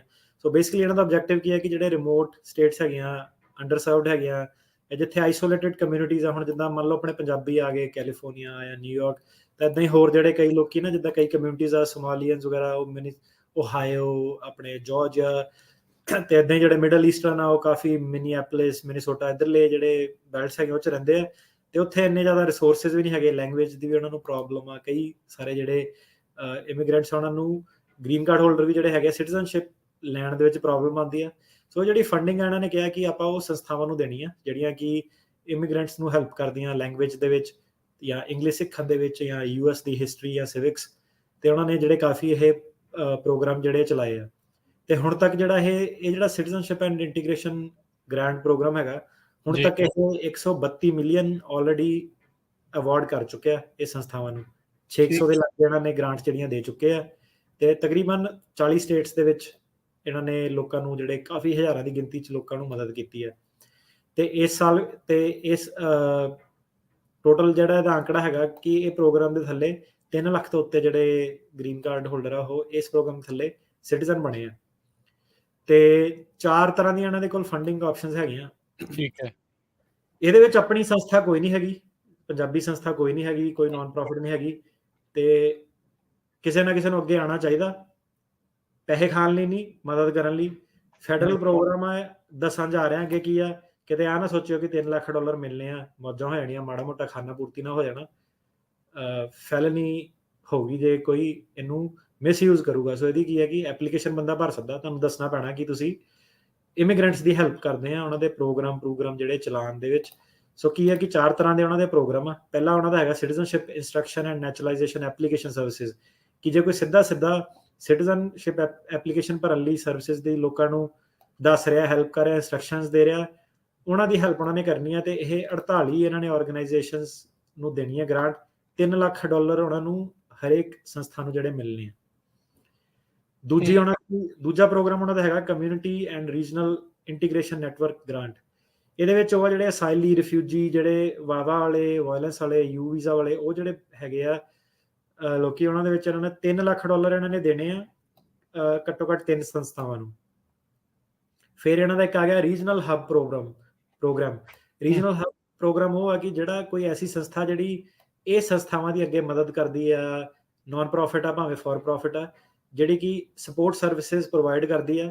3 ਸੰਸਥਾਵਾਂ ਨੂੰ ਉਹਨਾਂ ਨੇ ਮਿਲੀਅਨ ਡਾਲਰ ਜਿਹੜੇ ਗ੍ਰਾਂਟ ਕਰਨੇ ਆ, ਜਿਹੜੀ ਸੰਸਥਾਵਾਂ ਦੇ ਵਿੱਚੋਂ ਦੀ ਫਿਰ ਜਿਹੜੇ ਆਹ ਹੋਰ ਲੋਕੀ ਜਿਹੜੇ ਉਹਨਾਂ ਕੋਲ ਹੈਲਪ ਲੈ ਸਕਣ, ਜਿਹੜੇ ਤੇ ਅੱਗੇ ਪ੍ਰੋਗਰਾਮ ਐਕਸਪੈਂਡ ਕਰ ਸਕਣ। ਤੇ ਫਾਈਨਲੀ ਉਹਨਾਂ ਦਾ ਪ੍ਰੋਗਰਾਮ ਹੈਗਾ ਕਿ ਇਨੋਵੇਸ਼ਨ ਇਨ ਸਿਟੀਜ਼ਨਸ਼ਿਪ ਐਜੂਕੇਸ਼ਨ ਪ੍ਰੋਗਰਾਮ, ਕਿ ਜੇ ਕੋਈ ਵੀ ਨਵੀਂ ਟੈਕਨੋਲੋਜੀ ਦੇ ਰਾਹੀਂ ਲੋਕਾਂ ਨੂੰ ਸਿਵਿਕ, ਲਿੰਗੁਇਸਟਿਕ ਜਾਂ ਕਲਚਰਲ, ਕਿ ਅਮਰੀਕਨ ਕਲਚਰ ਦੇ ਵਿੱਚ ਕਿੱਦਾਂ ਮਿਕਸ ਹੋਣਾ, ਇੰਗਲਿਸ਼ ਸਿਖਾਣੀ ਉਹਨਾਂ ਨੂੰ, ਇਹਦੇ ਵਿੱਚ ਉਹਨਾਂ ਨੇ 12 ਆਰਗੇਨਾਈਜੇਸ਼ਨ ਨੂੰ $2.5 ਲੱਖ ਈਚ ਜਿਹੜੇ ਅਵਾਰਡ ਕਰਨੇ ਆ। ਸੋ 1 ਮਿਲੀਅਨ ਤੋਂ ਲੈ ਕੇ $2.5 ਲੱਖ ਤੱਕ ਜਿਹੜੇ ਸੰਸਥਾਵਾਂ ਨੂੰ ਮਿਲ ਸਕਦੇ ਆ, ਜਿਹੜੇ ਕਿ ਜਿਹਨਾਂ ਦਾ ਮਿਸ਼ਨ ਇਹ ਹੈ ਕਿ ਉਹ ਇਮੀਗ੍ਰੈਂਟਸ ਨੂੰ ਸਿਟੀਜ਼ਨਸ਼ਿਪ ਐਪਲੀਕੇਸ਼ਨ ਭਰਨ ਦੇ ਵਿੱਚ ਹੈਲਪ ਕਰਨ। ਸੋ ਸਿਰਫ ਇਹ ਨਹੀਂ ਕਿ ਇੱਕ ਦਿਨ ਦਾ ਪ੍ਰੋਗਰਾਮ ਲਾ ਲਿਆ ਤੇ ਹੈਲਪ ਕਰਤੀ ਤੇ 3 ਲੱਖ। ਸੋ ਇਹ ਹੈ ਕਿ ਨੈਚੁਰਲੀ ਤੁਹਾਡਾ ਜਿਹੜਾ ਉਹ ਪ੍ਰੋਗਰਾਮ ਆ, ਤੁਹਾਡੇ ਕੋਲ ਅੰਕੜੇ, ਤੁਹਾਡੇ ਕੋਲ ਡੇਟਾ ਹੋਣਾ ਚਾਹੀਦਾ। ਤੁਸੀਂ ਵਲੰਟੀਅਰ ਜਾਂ ਸਟਾਫਿੰਗ ਦੇ ਥਰੂ ਆਪਣੇ ਲੋਕਾਂ ਦੀ ਹੈਲਪ ਕਰਦੇ ਆ ਥਰੂ ਆਊਟ ਦਾ ਈਅਰ। ਠੀਕ ਹੈ ਜੀ। ਸੋ ਅਗਲੀ ਜਿਹੜੀ ਆਪਾਂ ਗੱਲ ਕਰਦੇ ਜਾਈਏ ਅਟਾਰਨੀ ਟੇਰਕੀਆਣਾ ਜੀ, I-693 ਫਾਰਮ ਨੂੰ ਜਿਹੜਾ ਉਹ ਲੈ ਕੇ ਉਸ ਦੇ ਉੱਤੇ ਵੀ ਇੱਕ ਟੈਂਪਰੇਰੀ ਵੇਵਰ ਜਿਹੜਾ ਉਸ ਦੀ ਐਕਸਟੈਂਸ਼ਨ ਜਿਹੜੀ ਹੋਈ ਹੈ 60 ਦਿਨ ਦੇ ਰੂਲ ਨੂੰ ਲੈ ਕੇ। ਹਾਂਜੀ, ਸੋ ਜਦੋਂ ਤੁਸੀਂ ਗ੍ਰੀਨ ਕਾਰਡ ਅਪਲਾਈ ਕਰਦੇ ਆ ਤੁਹਾਨੂੰ ਮੈਡੀਕਲ ਦੇਣੇ ਪੈਂਦੇ ਸੀਗੇ ਡਾਕਟਰ ਦੇ। ਸੋ ਮੈਡੀਕਲ ਦਾ ਰੂਲ ਹੁੰਦਾ ਸੀਗਾ ਕਿ ਜਿਹੜੇ ਜਦੋਂ ਤੁਸੀਂ ਸਬਮਿਟ ਕਰੋ ਡਾਕਟਰ ਦੇ ਸਿਗਨੇਚਰ ਜਿਹੜੇ ਆ 60 ਦਿਨ ਤੋਂ ਪੁਰਾਣੇ ਨਹੀਂ ਹੋਣੇ ਚਾਹੀਦੇ। ਸੋ ਕੋਵਿਡ 'ਚ ਕੀ ਸੀਗਾ ਕਿ ਡਿਲੇ ਬਹੁਤ ਸੀਗੇ ਲਾਇਰਸ ਵੱਲੋਂ, ਡਾਕਟਰਸ ਵੱਲੋਂ, ਤੇ ਕਈ ਵਾਰੀ ਇਹ ਜਿਹੜੀ 60 ਦਿਨ ਦੀ ਸੀਗੀ ਖਾਨਾ ਪੂਰਤੀ ਕਰ ਨਹੀਂ ਸਕਦਾ ਸੀਗਾ ਬੰਦਾ। ਸੋ ਉਹਨਾਂ ਨੇ ਕੀ ਕੀਤਾ ਸੀਗਾ ਕਿ ਇਹ ਪਹਿਲਾਂ ਹੀ ਜਿਹੜਾ ਪ੍ਰੋਗਰਾਮ ਸੀਗਾ ਕੋਵਿਡ ਦੇ ਵਿੱਚ ਕਾਫੀ ਐਗਜ਼ੈਂਪਸ਼ਨਸ ਉਹਨਾਂ ਨੇ ਦਿੱਤੀਆਂ ਸੀਗੀਆਂ ਤੇ ਸਤੰਬਰ 2022 ਤੱਕ ਇਹਨਾਂ ਨੇ ਕਿਹਾ ਸੀਗਾ ਕਿ ਆਪਾਂ 60 ਦਿਨ ਵਾਲੀ ਜਿਹੜੀ ਰਿਕੁਆਇਰਮੈਂਟ ਆ ਉਹ ਮਾਫ ਕਰ ਦਾਂਗੇ। ਤੇ ਹੁਣ ਸਤੰਬਰ 'ਤੇ ਆ ਗਿਆ ਤੇ ਹੁਣ ਉਹਨਾਂ ਨੇ ਇਹਨੂੰ ਹੋਰ ਐਕਸਟੈਂਸ਼ਨ ਦਿੱਤੀ ਆ ਮਾਰਚ 31 2023 ਤੱਕ। ਇਹਨਾਂ ਨੇ ਕਿਹਾ ਕਿ ਉਹ 60 ਦਿਨ ਵਾਲਾ ਰੂਲ ਆ ਜਿਹੜਾ ਤੁਹਾਡੇ ਤੇ ਅਪਲਾਈ ਨਹੀਂ ਹੋਣਾ ਤੇ 60 ਦਿਨ ਤੋਂ ਪੁਰਾਣੇ ਵੀ ਜਿਹੜੇ ਮੈਡੀਕਲ ਆ ਉਹ ਤੁਸੀਂ ਸਬਮਿਟ ਕਰ ਸਕਦੇ ਆ I-693 ਜਿਹੜਾ ਫਾਰਮ। ਠੀਕ ਹੈ, ਠੀਕ ਹੈ। ਸੋ ਅਗਲੀ ਆਪਾਂ ਜਿਹੜੀ ਗੱਲ ਕਰਦੇ ਤੁਸੀਂ ਇੱਕ ਸੁਪਰੀਮ ਕੋਰਟ ਦਾ ਇੰਟਰਸਟਿੰਗ ਜੇ ਕੇਸ ਦੇ ਬਾਰੇ ਗੱਲ ਕਰ ਰਹੇ ਸੀਗੇ। ਸੋ ਕੀ ਹੈ ਜੀ ਉਹ ਕੇਸ, ਜੇ ਤੁਸੀਂ ਇਸ ਦੇ ਬਾਰੇ ਹੁਣ ਥੋੜੀ ਸਾਨੂੰ ਜਾਣਕਾਰੀ ਜਿਹੜੀ ਦਿਓ ਵੀ ਜੀ ਕਿਹੜੇ ਬਿਲਕੁਲ, ਲਈ ਆ। ਥੋੜਾ ਜਿਹਾ ਟੈਕਨੀਕਲ ਆ ਤੇ ਜੇ ਟੈਕਨੀਕਲ ਡਿਸਕਸ਼ਨ ਪਸੰਦ ਕਰਦੇ ਹੋ ਤੁਹਾਡੇ ਲਈ ਆ। ਜਿਨ੍ਹਾਂ ਦੇ ਉੱਪਰੋਂ ਗੱਲ ਲੰਘਦੀ ਹੈ ਸਿਰ ਤੋਂ ਉਹਨਾਂ ਨੂੰ ਮਾਫੀ ਚਾਹੁੰਦੇ ਆ, ਕਈਆਂ ਨੂੰ ਇਹਦਾ ਕੋਈ ਫਾਇਦਾ ਨਹੀਂ ਕਿਉਂਕਿ ਇਹ ਥੋੜੀ ਟੈਕਨੀਕਲ ਜੀ ਬਰੀਕੀ ਹੈ। ਪਰ ਇਹ ਹੈ ਕਿ ਕਿਸੇ ਟਾਈਮ ਇਹ ਜਦੋਂ ਸੁਪਰੀਮ ਕੋਰਟ ਕੇਸ ਸੁਣੂਗਾ ਤੇ ਇਹਦੀ ਕਾਫੀ ਜਿਹੜੀ ਵੇਵਸ ਉਹ ਜਾਊਗੀਆਂ ਪੰਜਾਬੀ ਕੇਸਿਸ ਨੂੰ ਹਰੇਕ ਨੂੰ ਇਫੈਕਟ ਕਰੂਗੇ ਕਿਉਂਕਿ ਇਹ board of immigration appeal, circuit court ਉਹਨਾਂ ਦੇ ਨਾਲ ਇਹ ਸੰਬੰਧ ਰੱਖਦਾ ਕੇਸ। ਠੀਕ ਹੈ। ਸੋ ਪਟੀਸ਼ਨ ਫॉर ਰਿਵਿਊ ਕੀ ਹੈਗਾ ਕਿ ਸੁਪਰੀਮ ਕੋਰਟ ਇੰਨਾ ਵਿਹਲਾ ਨਹੀਂ ਹੈਗਾ ਕਿ ਉਹ ਕਵੇ ਕਿ ਜਿਹੜਾ ਮਰਜ਼ੀ ਕੇਸ ਆਪਾਂ ਸੁਣ ਲੈਣਾ। ਸੁਪਰੀਮ ਕੋਰਟ ਨੂੰ ਜਦੋਂ ਤਰਲੇ ਮਿੰਨਤਾਂ ਪੈਂਦੇ ਆ ਜੱਜਾਂ ਦੇ, ਸਟੇਟਸ ਦੇ ਕਿ ਆਹ ਬੜਾ ਪ੍ਰੈਸਿੰਗ ਮੁੱਦਾ ਹੈਗਾ ਤੇ ਸੁਪਰੀਮ ਕੋਰਟ ਕੋਲ ਟਾਈਮ ਵੈਸੇ ਘੱਟ ਆ ਤੇ ਉਹ ਪਟੀਸ਼ਨ ਫॉर ਰਿਵਿਊ ਕਿ ਆਹ ਵਾਲਾ ਕੇਸ ਆਪਾਂ ਕਿਉਂ ਸੁਣਨਾ ਪਹਿਲਾਂ ਤੁਹਾਡੀ ਉਹਦੇ ਉੱਤੇ ਬਹਿਸ ਹੁੰਦੀ ਆ। ਸੋ ਬਹੁਤ ਘੱਟ ਜਿਹੜੇ ਕੇਸ ਆ ਉਹ ਸੁਪਰੀਮ ਕੋਰਟ ਮੂਹਰੇ ਜਾਂਦੇ ਆ ਤੇ ਸਪੈਸ਼ਲੀ ਜਿਹੜੇ ਇਮੀਗ੍ਰੇਸ਼ਨ ਦੇ ਕੇਸ ਆ ਜੇ ਉਹ ਸੁਪਰੀਮ ਕੋਰਟ ਮੂਹਰੇ ਜਾਵੇ ਤੇ ਇਹ ਇੱਕ ਇਮੀਗ੍ਰੇਸ਼ਨ ਲਾਇਰ ਦਾ ਸੁਪਨਾ ਹੀ ਹੁੰਦਾ ਕਿ ਸੁਪਰੀਮ ਕੋਰਟ ਦੇ ਮੂਹਰੇ ਉਹਨਾਂ ਦਾ ਕੇਸ ਜਾਵੇ। ਮੈਂ ਤੁਹਾਨੂੰ ਇੱਕ ਦੱਸ ਦਿੰਦਾ ਕਿ ਜਿੰਨੇ ਵੀ ਵਕੀਲ ਤੁਸੀਂ ਜਾਣਦੇ ਆ, ਜਿੰਨਿਆਂ ਨਾਲ ਵੀ ਤੁਸੀਂ ਕੰਮ ਕੀਤਾ ਹੋਣਾ, ਗੋਰੇ ਆ ਭਾਵੇਂ ਇੰਡੀਅਨ ਆ ਭਾਵੇਂ ਕਿਸੇ ਵੀ ਨੈਸ਼ਨੈਲਿਟੀ ਦੇ ਆ, ਪੰਜਾਬੀ ਜਿਹੜੇ ਸਰਕਲਾਂ ਚੋਂ ਸੁਪਰੀਮ ਕੋਰਟ ਤੱਕ ਤੁਹਾਡਾ ਕੇਸ ਕਿਸੇ ਦਾ ਨਹੀਂ ਗਿਆ ਹੋਣਾ। ਸਾਰਿਆਂ ਦੀਆਂ ਉਮੀਦਾਂ ਰਹਿ ਜਾਂਦੀਆਂ ਕਿ ਸੁਪਰੀਮ ਕੋਰਟ ਤੱਕ ਉਹਨਾਂ ਦਾ ਕੇਸ ਜਾਵੇ। ਇਹ ਵਕੀਲ ਦੇ ਉੱਤੇ ਜਾਂ ਬੰਦੇ ਦੇ ਉੱਤੇ ਡਿਪੈਂਡ ਨਹੀਂ ਕਰਦਾ, ਉਹ ਕੇਸ ਇਸ ਲੈਵਲ ਦਾ ਹੋਣਾ ਚਾਹੀਦਾ ਕਿ ਉਹ ਸਾਰੇ ਲਾਅ ਤੋਂ ਡਿਸਾਈਡਡ ਕੇਸਿਸ ਤੋਂ ਪਰੇ ਆ। ਇਦਾਂ ਦੀ ਚੀਜ਼ ਆ ਜਿਹੜੀ ਕਦੀ ਡਿਸਾਈਡ ਨਹੀਂ ਹੋਈ ਜਿਹਨੂੰ ਕਿ ਸੁਪਰੀਮ ਕੋਰਟ ਕਹੂਗਾ ਕਿ ਵਾਕਈ ਇਹ ਸਾਡੀ ਇਹ ਅਮਰੀਕਾ ਦੀ ਪੂਰੀ ਜਿਹੜੀ ਅਟੈਂਸ਼ਨ ਡਿਮਾਂਡ ਕਰਦਾ। ਉਹ ਉਦਾਂ ਦੇ ਕੇਸ ਜਿਹੜੇ ਆ ਉਹ ਸੁਪਰੀਮ ਕੋਰਟ ਦੇ ਮੂਹਰੇ ਜਾਂਦੇ ਆ। ਤੇ ਇਹ ਕੇਸ ਕੀ ਸੀਗਾ ਕਿ ਇਹਦੇ ਵਿੱਚ ਇੱਕ ਟਰਾਂਸਜੈਂਡਰ ਵੂਮਨ ਸੀਗੀ। ਸੋ ਟਰਾਂਸਜੈਂਡਰ ਵੂਮਨ ਨਾ ਹੀ ਉਹ ਮੇਲ ਆ ਨਾ ਹੀ ਉਹ ਫੀਮੇਲ ਆ। ਸੋ ਕਾਫੀ ਜਿਹੜਾ ਜੈਂਡਰ ਨੂੰ ਲੈ ਕੇ, ਜੈਂਡਰ ਪ੍ਰੋਨਾਊਨਸ ਨੂੰ ਲੈ ਕੇ, ਸੈਕਸਿਸ ਨੂੰ ਲੈ ਕੇ ਕਾਫੀ ਡਿਸਕਸ਼ਨ, ਇੱਕ ਡਿਬੇਟ ਆਪਣੇ ਆਪ ਚ ਉਹਦੇ ਅੱਧੀ ਕੰਟਰੀ ਇਸ ਸਾਈਡ ਤੇ ਅੱਧੀ ਕੰਟਰੀ ਉਸ ਸਾਈਡ ਤੇ ਆ। ਸੋ ਮੈਨੂੰ ਉਸ ਡਿਬੇਟ ਨਾਲ ਕੋਈ ਲੈਣਾ ਦੇਣਾ ਨਹੀਂ। ਮੇਰੀ ਪੋਜੀਸ਼ਨ ਕੀ ਹੈ ਕਿ ਮੈਂ ਇੱਕ ਇਮੀਗ੍ਰੇਸ਼ਨ ਲਾਇਰ ਆ। ਜਿਹੜੇ ਵੀ ਬੰਦੇ ਨਾਲ ਕਿਸੇ ਵੀ ਕਿਸਮ ਦਾ ਧੱਕਾ ਹੁੰਦਾ ਰਿਲੀਜੀਅਸ ਲੈਵਲ ਤੇ, ਪੋਲੀਟੀਕਲ ਲੈਵਲ ਤੇ, ਜੈਂਡਰ, ਸੈਕਸ਼ੂਅਲ ਆਇਡੈਂਟੀਟੀ, PSG ਜੋ ਵੀ ਹੈਗਾ ਉਹ ਸਾਰੇ ਮੇਰੇ ਲਈ ਇੱਕੋ ਸਮਾਨ ਆ। ਸਭ ਤੋਂ ਜ਼ਿਆਦਾ ਪ੍ਰੋਬਲਮ ਮੈਨੂੰ ਉਹ ਬੰਦੇ ਤੋਂ ਆ ਜਿਹੜਾ ਆਪ ਇੱਥੇ ਅਸਾਈਲਮ ਲੈਂਦਾ ਵਾ। ਅਸਾਈਲਮ ਲੈਂਦਾ ਉਹ ਰਿਲੀਜੀਅਸ ਤੇ ਪੋਲੀਟੀਕਲ ਗਰਾਊਂਡ ਤੇ ਆ ਕਿ ਕਹਿੰਦਾ ਮੇਰੇ ਨਾਲ ਧੱਕਾ ਹੋ ਰਿਹਾ ਵਾ ਤੇ ਜਦੋਂ ਫਿਰ ਉਹਦਾ ਜ਼ੋਰ ਚੱਲਦਾ ਉਹ ਇਨ ਟਰਨ ਲੋਕਾਂ ਨਾਲ ਧੱਕਾ ਕਰਦਾ ਆ, ਉਹ ਧੱਕੇ ਵਾਲੇ ਵਿਚਾਰ ਰੱਖਦਾ। ਤੇ ਉਹ ਜਿਹੜੇ ਮੇਰੇ ਕਲਾਇੰਟ ਹੋ ਇਦਾਂ ਕਿ ਜਦੋਂ ਮੈਨੂੰ ਪਤਾ ਲੱਗਦਾ ਇਟ ਡਜ਼ ਨਾਟ ਮੈਟਰ ਕਿ ਉਹਨੇ ਕਿੰਨੇ ਪੈਸੇ ਦਿੱਤੇ ਆ, ਉਹ ਕਿੱਦਾਂ ਦਾ ਕਲਾਇੰਟ ਆ, ਉਹ ਮੈਂ ਕੇਸ ਛੱਡ ਦਿੰਦਾ। ਰਾਈਟ, ਬੇਸਿਕਲੀ ਕੀ ਹੈ ਕਿ ਜੇ ਅਸਾਈਲਮ ਲੈਣਾ ਜੋ ਵੀ ਤੁਹਾਡੀ ਸਟੋਰੀ ਹੈ, ਠੀਕ ਹੈ, ਕਈ ਚੀਜ਼ਾਂ ਕਈ ਲਾਈਨਾਂ ਆਪਾਂ ਆਲਰੇਡੀ ਕ੍ਰਾਸ ਕੀਤੀਆਂ, ਪਰ ਜਿਹੜੀ ਮੇਨ ਲਾਈਨ ਇਹ ਹੈਗੀ ਆ ਕਿ ਤੁਹਾਡਾ ਜੇ ਕਲੇਮ ਇਹ ਹੈਗਾ ਕਿ ਤੁਹਾਡੇ ਨਾਲ ਧੱਕਾ ਹੋਇਆ ਤਾਂ ਜਿਹੜੇ ਬਾਕੀ ਸਾਰੇ ਲੋਕਾਂ ਨਾਲ ਵੀ ਧੱਕਾ ਹੁੰਦਾ। ਤੁਸੀਂ ਸਾਰੇ ਇੱਕ ਟੀਮ ਆ। ਜੇ ਤੁਸੀਂ ਇੱਕ ਟੀਮ ਨਹੀਂ ਹੈਗੇ ਆ, ਗੋ ਫਾਈਂਡ ਅ ਡਿਫਰੈਂਟ ਲਾਇਰ। ਠੀਕ ਹੈ। ਸੋ ਟਰਾਂਸਜੈਂਡਰ ਵੂਮਨ ਦਾ ਕੇਸ ਆ। ਇਹ ਜਿਹੜੀ ਟਰਾਂਸਜੈਂਡਰ ਵੂਮਨ ਸੀਗੀ ਇਹ ਕਹਿੰਦੀ ਗੁਆਟੇਮਾਲਾ ਤੋਂ ਸੀਗੀ। ਸੋ ਇਹਦੀ ਸਟੋਰੀ ਕੀ ਸੀਗੀ, ਇਹਨੂੰ ਇਹਦੇ ਨੇਬਰ ਨੇ ਰੇਪ ਕੀਤਾ ਪਹਿਲਾਂ ਤੇ ਫਿਰ ਇਹਨੇ ਕਿਹਾ ਕਿ ਉਹਨੂੰ ਮਾਰ ਦੇਣਾ। ਸੋ ਗੁਆਟੇਮਾਲਾ, ਮੈਕਸੀਕੋ, ਇਹ ਕਾਫੀ ਜਿਹੜੀਆਂ ਨਾ ਮੈਜਿਸਮੋ ਟਾਈਪ ਕੰਟਰੀਜ਼ ਹੈਗੀਆਂ, ਇਹਦੇ ਵਿੱਚ ਜਿਹੜੇ ਟਰਾਂਸਜੈਂਡਰ, ਗੇ, LGBTQ ਇਹਨਾਂ ਨੇ ਕਾਫੀ ਧੱਕਾ ਹੁੰਦਾ, ਕਾਫੀ ਇਹਨਾਂ ਦੀ ਡਾਕੂਮੈਂਟਡ ਜਿਹੜੀ ਹਿਸਟਰੀ ਹੈਗੀ ਆ। ਸੋ ਇਵੈਂਚੁਅਲੀ ਕੀ ਹੋਇਆ ਕਿ ਇਹਨੂੰ ਕਾਫੀ ਪ੍ਰੋਬਲਮ ਆਈਆਂ। ਚਲੋ ਸਾਰੀ ਐਡੀ ਡਿਟੇਲ 'ਚ ਸਾਨੂੰ ਜਾਣ ਦੀ ਲੋੜ ਨਹੀਂ ਹੈਗੀ। ਸੋ ਇਵੈਂਚੁਅਲੀ ਕੀ ਹੋਇਆ ਕਿ ਇਹ US ਦੇ ਵਿੱਚ ਆ ਗਈ 2008 ਤੇ 2012 ਦੇ ਟਾਈਮ ਫਰੇਮ ਦੇ ਵਿੱਚ। ਇਹ ਜਿਹੜਾ ਟਾਈਮ ਫਰੇਮ ਸੀਗਾ ਇਹਦੇ ਵਿੱਚ ਇਹਨੂੰ 2 ਵਾਰੀ ਵਾਪਸ ਭੇਜਿਆ ਗਿਆ, ਡੀਪੋਰਟੇਸ਼ਨ ਲੱਗੀ ਇਹਦੇ ਉੱਤੇ, ਰਿਮੂਵਲ ਕਰ ਦਿੱਤਾ ਇਹਦਾ ਤੇ ਵਾਪਸ ਚਲ ਗਈ। ਮੈਕਸੀਕੋ ਗਈ, ਗੁਆਟੇਮਾਲਾ ਜਾ ਨਹੀਂ ਸਕਦੀ ਸੀਗੀ ਜਾਂ ਜਾ ਨਹੀਂ ਸਕਦਾ ਸੀਗਾ, ਜੋ ਵੀ ਆ। ਮੈਨੂੰ ਆਈ ਡੋਂਟ ਨੋ ਕਿ ਪੰਜਾਬੀ 'ਚ ਹੁਣ ਕੀ ਬੋਲਣਾ ਚਾਹੀਦਾ। ਸੋ ਐਕਸਕਿਊਜ਼ ਮਾਈ ਇਗਨੋਰੈਂਸ। ਸੋ ਕੀ ਸੀਗਾ ਕਿ ਮੈਕਸੀਕੋ ਵਾਪਸ ਇਹਨੂੰ ਭੇਜਤਾ। ਸੋ ਉੱਥੇ ਜਾ ਕੇ ਫਿਰ ਦੁਬਾਰਾ ਇਹਦੀ ਪਰਸੀਕਿਊਸ਼ਨ ਹੋਈ ਕਿਉਂਕਿ ਉਹ ਵੀ ਬਗਾਨਾ ਕੰਟਰੀ ਆ। ਸਿਮਿਲਰ ਫੈਕਟ ਪੈਟਰਨ ਉੱਥੇ ਵੀ। ਫਿਰ ਇਸ ਤੋਂ ਬਾਅਦ ਇਹਨੇ ਵਾਪਸ ਜਾ ਕੇ ਆਪਣੀ ਕੰਟਰੀ ਆਪਣੇ ਫਾਦਰ ਨੂੰ ਵਿਜ਼ਿਟ ਕੀਤਾ ਜਿਹੜਾ ਕਿ ਬਿਮਾਰ ਸੀਗਾ। ਜਦੋਂ ਇਹ ਫਾਦਰ ਨੂੰ ਇਹਨੇ ਵਾਪਸ ਵਿਜ਼ਿਟ ਕੀਤਾ, ਇਹਨੂੰ ਆਪਣੀ ਟਰਾਂਸਜੈਂਡਰ ਆਇਡੈਂਟੀਟੀ ਹਾਈਡ ਕਰਨੀ ਪਈ, ਆਪਣੇ ਬਾਲ ਕਟਾ ਕੇ ਤੇ ਮੈਨ ਵਾਲੀ ਕਲੋਥਿੰਗ ਵੇਅਰ ਕਰਕੇ। ਠੀਕ ਹੈ। ਸੇਮ ਕਹਾਣੀ ਜਿੱਦਾਂ ਤੁਸੀਂ ਕਹਿੰਦੇ ਹੋ ਕਿ ਮੈਂ ਕਿਸੇ ਵੀ ਸਟੇਟ 'ਚ ਹੋਰ ਜਾਊਂਗਾ, ਮੈਂ ਉੱਥੇ ਆਪਣੇ ਹੱਕਾਂ ਦੀ ਮੰਗ ਕਰੂੰਗਾ, ਮੈਂ ਆਪਣੇ ਹੱਕਾਂ ਦੀ ਮੰਗ ਕਰੂੰਗਾ, ਉੱਥੇ ਉਹ ਮੈਨੂੰ ਪਛਾਣੂਗੇ ਤੇ ਮੇਰੇ ਲਈ ਸੇਮ ਪ੍ਰੋਬਲਮ ਹੋਊਗੀ। ਸੋ ਇਹ ਕੀ ਗੱਲ ਕਰ ਰਿਹਾ ਕਿ ਤੂੰ ਵਾਪਸ ਆਪਣੀ ਕੰਟਰੀ ਕਿਉਂ ਗਿਆ? ਤੈਨੂੰ ਜੇ ਖਤਰਾ ਸੀ ਤੂੰ ਵਾਪਸ ਉੱਥੇ ਕਿਉਂ ਗਿਆ? ਪਰ ਗਿਆ, ਪਰ ਇਹ ਹੁਣ ਆਪਣੀ ਆਇਡੈਂਟੀਟੀ ਚੇਂਜ ਕਰਕੇ ਗਈ, ਰਾਈਟ? ਸੋ ਹੁਣ ਕੁਐਸਚਨ ਇਹ ਆ ਜਾਂਦਾ ਕਿ ਤੂੰ ਉੱਥੇ ਸੇਫ ਰਹਿ ਸਕਦਾ ਸੀਗਾ? ਮੇਬੀ ਆਇਡੈਂਟੀਟੀ ਚੇਂਜ ਕਰਕੇ ਮੈਂ ਸੇਫ ਰਹਿ ਸਕਦਾ ਸੀਗਾ, ਰਹਿ ਸਕਦੀ ਸੀਗੀ, ਪਰ ਕੁਐਸਚਨ ਇਹ ਹੈਗਾ ਕਿ ਮੈਂ ਆਪਣੇ ਹੱਕਾਂ ਦੀ ਮੰਗ ਨਹੀਂ ਛੱਡ ਸਕਦਾ, ਮੈਂ ਆਪਣੀ ਪਾਰਟੀ ਨਹੀਂ ਛੱਡ ਸਕਦਾ, ਮੈਂ ਆਪਣੀ ਸੈਪਰੇਟ ਸਟੇਟ ਵਾਲੇ ਬਿਲੀਫ ਨਹੀਂ ਛੱਡ ਸਕਦਾ। ਉਸੇ ਤਰ੍ਹਾਂ ਮੇਰੀ ਜਿਹੜੀ ਜੈਂਡਰ ਆਇਡੈਂਟੀਟੀ ਹੈਗੀ ਆ, ਮੈਂ ਹਮੇਸ਼ਾ ਉਹ ਵਾਲੇ ਕੱਪੜਿਆਂ ਦੇ ਵਿੱਚ ਬਾਲ ਕੱਟ ਕੇ ਨਹੀਂ ਰਹਿ ਸਕਦਾ, ਮੈਨੂੰ ਉਹ ਫੋਰਸ ਕਰ ਰਿਹਾ। ਸੋ ਅਮਰੀਕਾ ਜਿਹੜੀ ਐਜ਼ ਅ ਕੰਟਰੀ ਹੈਗੀ ਆ, ਉਹ ਚੀਜ਼ਾਂ ਨੂੰ ਉਹ ਗ੍ਰਾਂਟ ਕਰਦੀ ਹੈ, ਰਾਈਟ? ਸੋ ਠੀਕ ਹੈ। ਉੱਥੇ ਲਾਅ ਦੀ ਰਿਕੁਆਇਰਮੈਂਟ ਨਹੀਂ ਹੈਗੀ ਕਿ ਉਹ ਜਾ ਕੇ ਆਪਣੀ ਉੱਥੇ ਆਇਡੈਂਟੀਟੀ ਚੇਂਜ ਕਰੇ ਜਾਂ ਲੁੱਕ ਕੇ ਰਵੇ। ਸੋ ਉਹ ਰੀਲੋਕੇਸ਼ਨ, ਸੋ ਬੇਸਿਕਲੀ ਆਪਣੀ ਕੰਟਰੀ ਗਈ, 2 ਵਾਰੀ ਡਿਪੋਰਟੇਸ਼ਨ ਵੀ ਇਹਦੇ ਲੱਗੀ ਸੀ, ਫਿਰ ਵਾਪਸ ਇਹ ਅਮਰੀਕਾ ਆ ਗਈ, ਕਿਉਂਕਿ ਮੈਕਸੀਕੋ ਦੇ ਵਿੱਚ ਵੀ ਫਿਰ ਉਹੀ ਹੋਇਆ, ਗੁਆਟੇਮਾਲਾ ਪ੍ਰੋਬਲਮ ਆਲਰੇਡੀ ਸੀਗੀ। ਸੋ ਇਹ ਇਲਾਕਿਆਂ ਦੇ ਵਿੱਚ ਥੋੜੀ ਜਿਹੀ ਕ੍ਰਾਈਮ ਪ੍ਰੋਬਲਮ, ਗੈਂਗ ਪ੍ਰੋਬਲਮ ਵੀ ਕਾਫੀ ਜ਼ਿਆਦਾ ਹੈਗੀ ਆ, ਤੇ ਇਹ ਕਾਫੀ ਜ਼ਿਆਦਾ ਕੰਜ਼ਰਵੇਟਿਵ, ਸਾਰਿਆਂ ਨੂੰ ਪਤਾ ਹੀ ਨਾ, ਕਾਫੀ ਕੰਜ਼ਰਵੇਟਿਵ ਜਿਹੜੀ ਕ੍ਰਿਸਚਨ ਆਰਥੋਡਾਕਸ ਕੰਟਰੀਜ਼ ਜਿਹੜੀਆਂ ਇਹ ਹੈਗੀਆਂ, ਤੇ ਉੱਥੇ ਜਿਹੜੀ ਹੈਗੀ ਆ ਬੇਸਿਕਲੀ ਮਾਰਕੁੱਟ ਜਿਹੜੀ ਕਾਫੀ ਹੈਗੀ ਹੈ, ਇਵਨ ਆਲ ਦਾ ਵੇ ਬ੍ਰਾਜ਼ੀਲ, ਚਿਲੇ ਤੱਕ ਤੁਸੀਂ ਦੇਖ ਲਓ। ਸੋ ਕਾਫੀ ਜ਼ਿਆਦਾ ਜਿਹੜੀ ਇਹ ਪ੍ਰੋਬਲਮ ਜਿਹੜੀ ਇਹਨਾਂ ਨੂੰ ਹੈਗੀ ਆ। ਸੋ ਕੀ ਹੋਇਆ ਕਿ ਅਮਰੀਕਾ ਦੇ ਵਿੱਚ ਵਾਪਸ ਆ ਕੇ ਹੁਣ ਤੁਹਾਨੂੰ ਜੇ ਡਿਪੋਰਟੇਸ਼ਨ ਵਗੈਰਾ ਲੱਗੀ ਹੈ, ਤੁਹਾਨੂੰ ਅਸਾਈਲਮ ਨਹੀਂ ਮਿਲ ਸਕਦਾ, ਤੁਹਾਨੂੰ ਵਿਦ ਹੋਲਡਿੰਗ ਆਫ ਰਿਮੂਵਲ ਜਿਹਨੂੰ ਕਹਿੰਦੇ ਆ ਕਿ ਰਹਿਣ ਦੀ, ਕੰਮ ਕਰਨ ਦੀ ਪਰਮਿਸ਼ਨ ਉਹ ਮਿਲਦੀ ਆ। ਸੋ ਇਹਨੇ ਵਿਦ ਹੋਲਡਿੰਗ ਫਾਈਲ ਕੀਤਾ। ਸੋ ਵਿਦ ਹੋਲਡਿੰਗ ਦੇ ਵਿੱਚ ਕੀ ਹੋਇਆ ਕਿ ਇਮੀਗ੍ਰੇਸ਼ਨ ਜਿਹੜਾ ਜੱਜ ਸੀਗਾ ਉਹਨੇ ਕੇਸ ਡਿਨਾਈ ਕਰਤਾ, ਇਹ ਕਹਿ ਕੇ ਇਮੀਗ੍ਰੇਸ਼ਨ ਜੱਜ ਕਹਿੰਦਾ ਕਿ ਮੈਂ ਮੰਨਦਾ ਤੇਰੇ ਨਾਲ ਰੇਪ ਹੋਇਆ, ਪਰ ਤੇਰੇ ਨਾਲ ਪਾਸਟ ਪਰਸੀਕਿਊਸ਼ਨ ਨਹੀਂ ਹੋਈ। ਸੋ ਇਹ ਜੱਜ ਦਾ ਫੈਸਲਾ ਗਲਤ ਸੀਗਾ। Board of immigration appeal more BIA ਦੇ ਮੋਰੇ ਚੱਲ ਗਿਆ। ਓਕੇ। ਜਿਹੜਾ BIA ਸੀਗਾ ਉਹ ਕਹਿੰਦਾ ਕਿ ਇਮੀਗ੍ਰੇਸ਼ਨ ਜੱਜ ਨੇ ਗਲਤ ਕਿਹਾ, ਪਾਸਟ ਪਰਸੀਕਿਊਸ਼ਨ ਹੋਈ ਹੈ, ਕਿਉਂਕਿ ਰੇਪ ਦਾ ਮਤਲਬ ਪਾਸਟ ਪਰਸੀਕਿਊਸ਼ਨ, ਉਹ ਤੋਂ ਉੱਤੇ ਤਾਂ ਹੁਣ ਕੀ ਹੋਣਾ ਕਿਸੇ ਵੀ ਵੂਮਨ। ਪਰ ਜਿਹੜਾ BIA ਸੀਗਾ ਉਹਨੇ ਆਪਣੇ ਆਪ ਹੀ ਇੱਕ ਹੋਰ ਨਵੀਂ ਚੀਜ਼ ਐਡ ਕਰਤੀ ਵਿੱਚ ਕਿ ਤੇਰੀ ਕੰਟਰੀ ਦੇ ਵਿੱਚ ਕੰਡੀਸ਼ਨਸ ਜਿਹੜੀਆਂ ਚੇਂਜ ਹੋ ਗਈਆਂ, ਕਿਉਂਕਿ ਨਵਾਂ ਡੇਟਾ ਮਿਲਿਆ ਕਿ ਹੁਣ ਸਰਕਾਰ ਤੁਹਾਡੇ ਹੱਕਾਂ ਦੀ ਗੱਲ ਕਰਨ ਲੱਗ ਪਈ ਹੈ। ਜਿੱਦਾਂ ਇੰਡੀਆ ਦੇ ਵਿੱਚ ਆਮ ਆਦਮੀ ਪਾਰਟੀ ਆ ਗਈ ਹੈ ਕਿ ਉਹ ਕਹਿੰਦੀ ਕਿ ਹੁਣ ਕਰਪਸ਼ਨ ਆਪਾਂ ਦੂਰ ਕਰ ਦੇਣੀ ਹੈ। ਸੋ ਸਮਥਿੰਗ ਸਿਮਿਲਰ ਕਿ ਤੁਹਾਡੀ ਕੰਟਰੀ ਦੇ ਵਿੱਚ ਚੇਂਜਸ ਹੋ ਗਏ ਆ, ਪਾਰਟੀਆਂ ਆ ਗਈਆਂ, ਤੇ ਉਹਨਾਂ ਨੇ ਕਿਹਾ ਕਿ ਹੁਣ ਆਪਾਂ LGBTQ ਹੱਕਾਂ ਦੀਆਂ ਆਪਾਂ ਗੱਲ ਕਰਾਂਗੇ। ਸੋ ਤਾਂ ਕਰਕੇ ਤੇਰੇ ਕੰਟਰੀ ਦੇ ਜਿਹੜੀ ਕੰਡੀਸ਼ਨਸ ਚੇਂਜ ਹੋ ਗਈਆਂ, ਤਾਂ ਕਰਕੇ ਗੁਆਟਾਮਾਲਾ ਜਿਹੜਾ ਉਹ ਕੰਡੀਸ਼ਨਸ ਚੇਂਜ ਹੋ ਗਈਆਂ, ਤਾਂ ਆਪਾਂ ਤੇਰਾ ਵਿਦਹੋਲਡਿੰਗ ਤੈਨੂੰ ਗ੍ਰਾਂਟ ਨਹੀਂ ਕਰ ਸਕਦੇ। ਸੋ 5th ਸਰਕਟ ਦੇ ਵਿੱਚ ਸੀਗੀ, 5th ਸਰਕਟ ਦੇ ਵਿੱਚ ਇਹਨੇ ਅਪੀਲ ਲਾਈ। ਠੀਕ ਹੈ। ਤੇ 2:1 ਕਿ ਮਤਲਬ 2 ਜੱਜ ਅਗੇਂਸਟ ਤੇ 1 ਜੱਜ ਅਗਰੀ ਕਰ ਗਿਆ।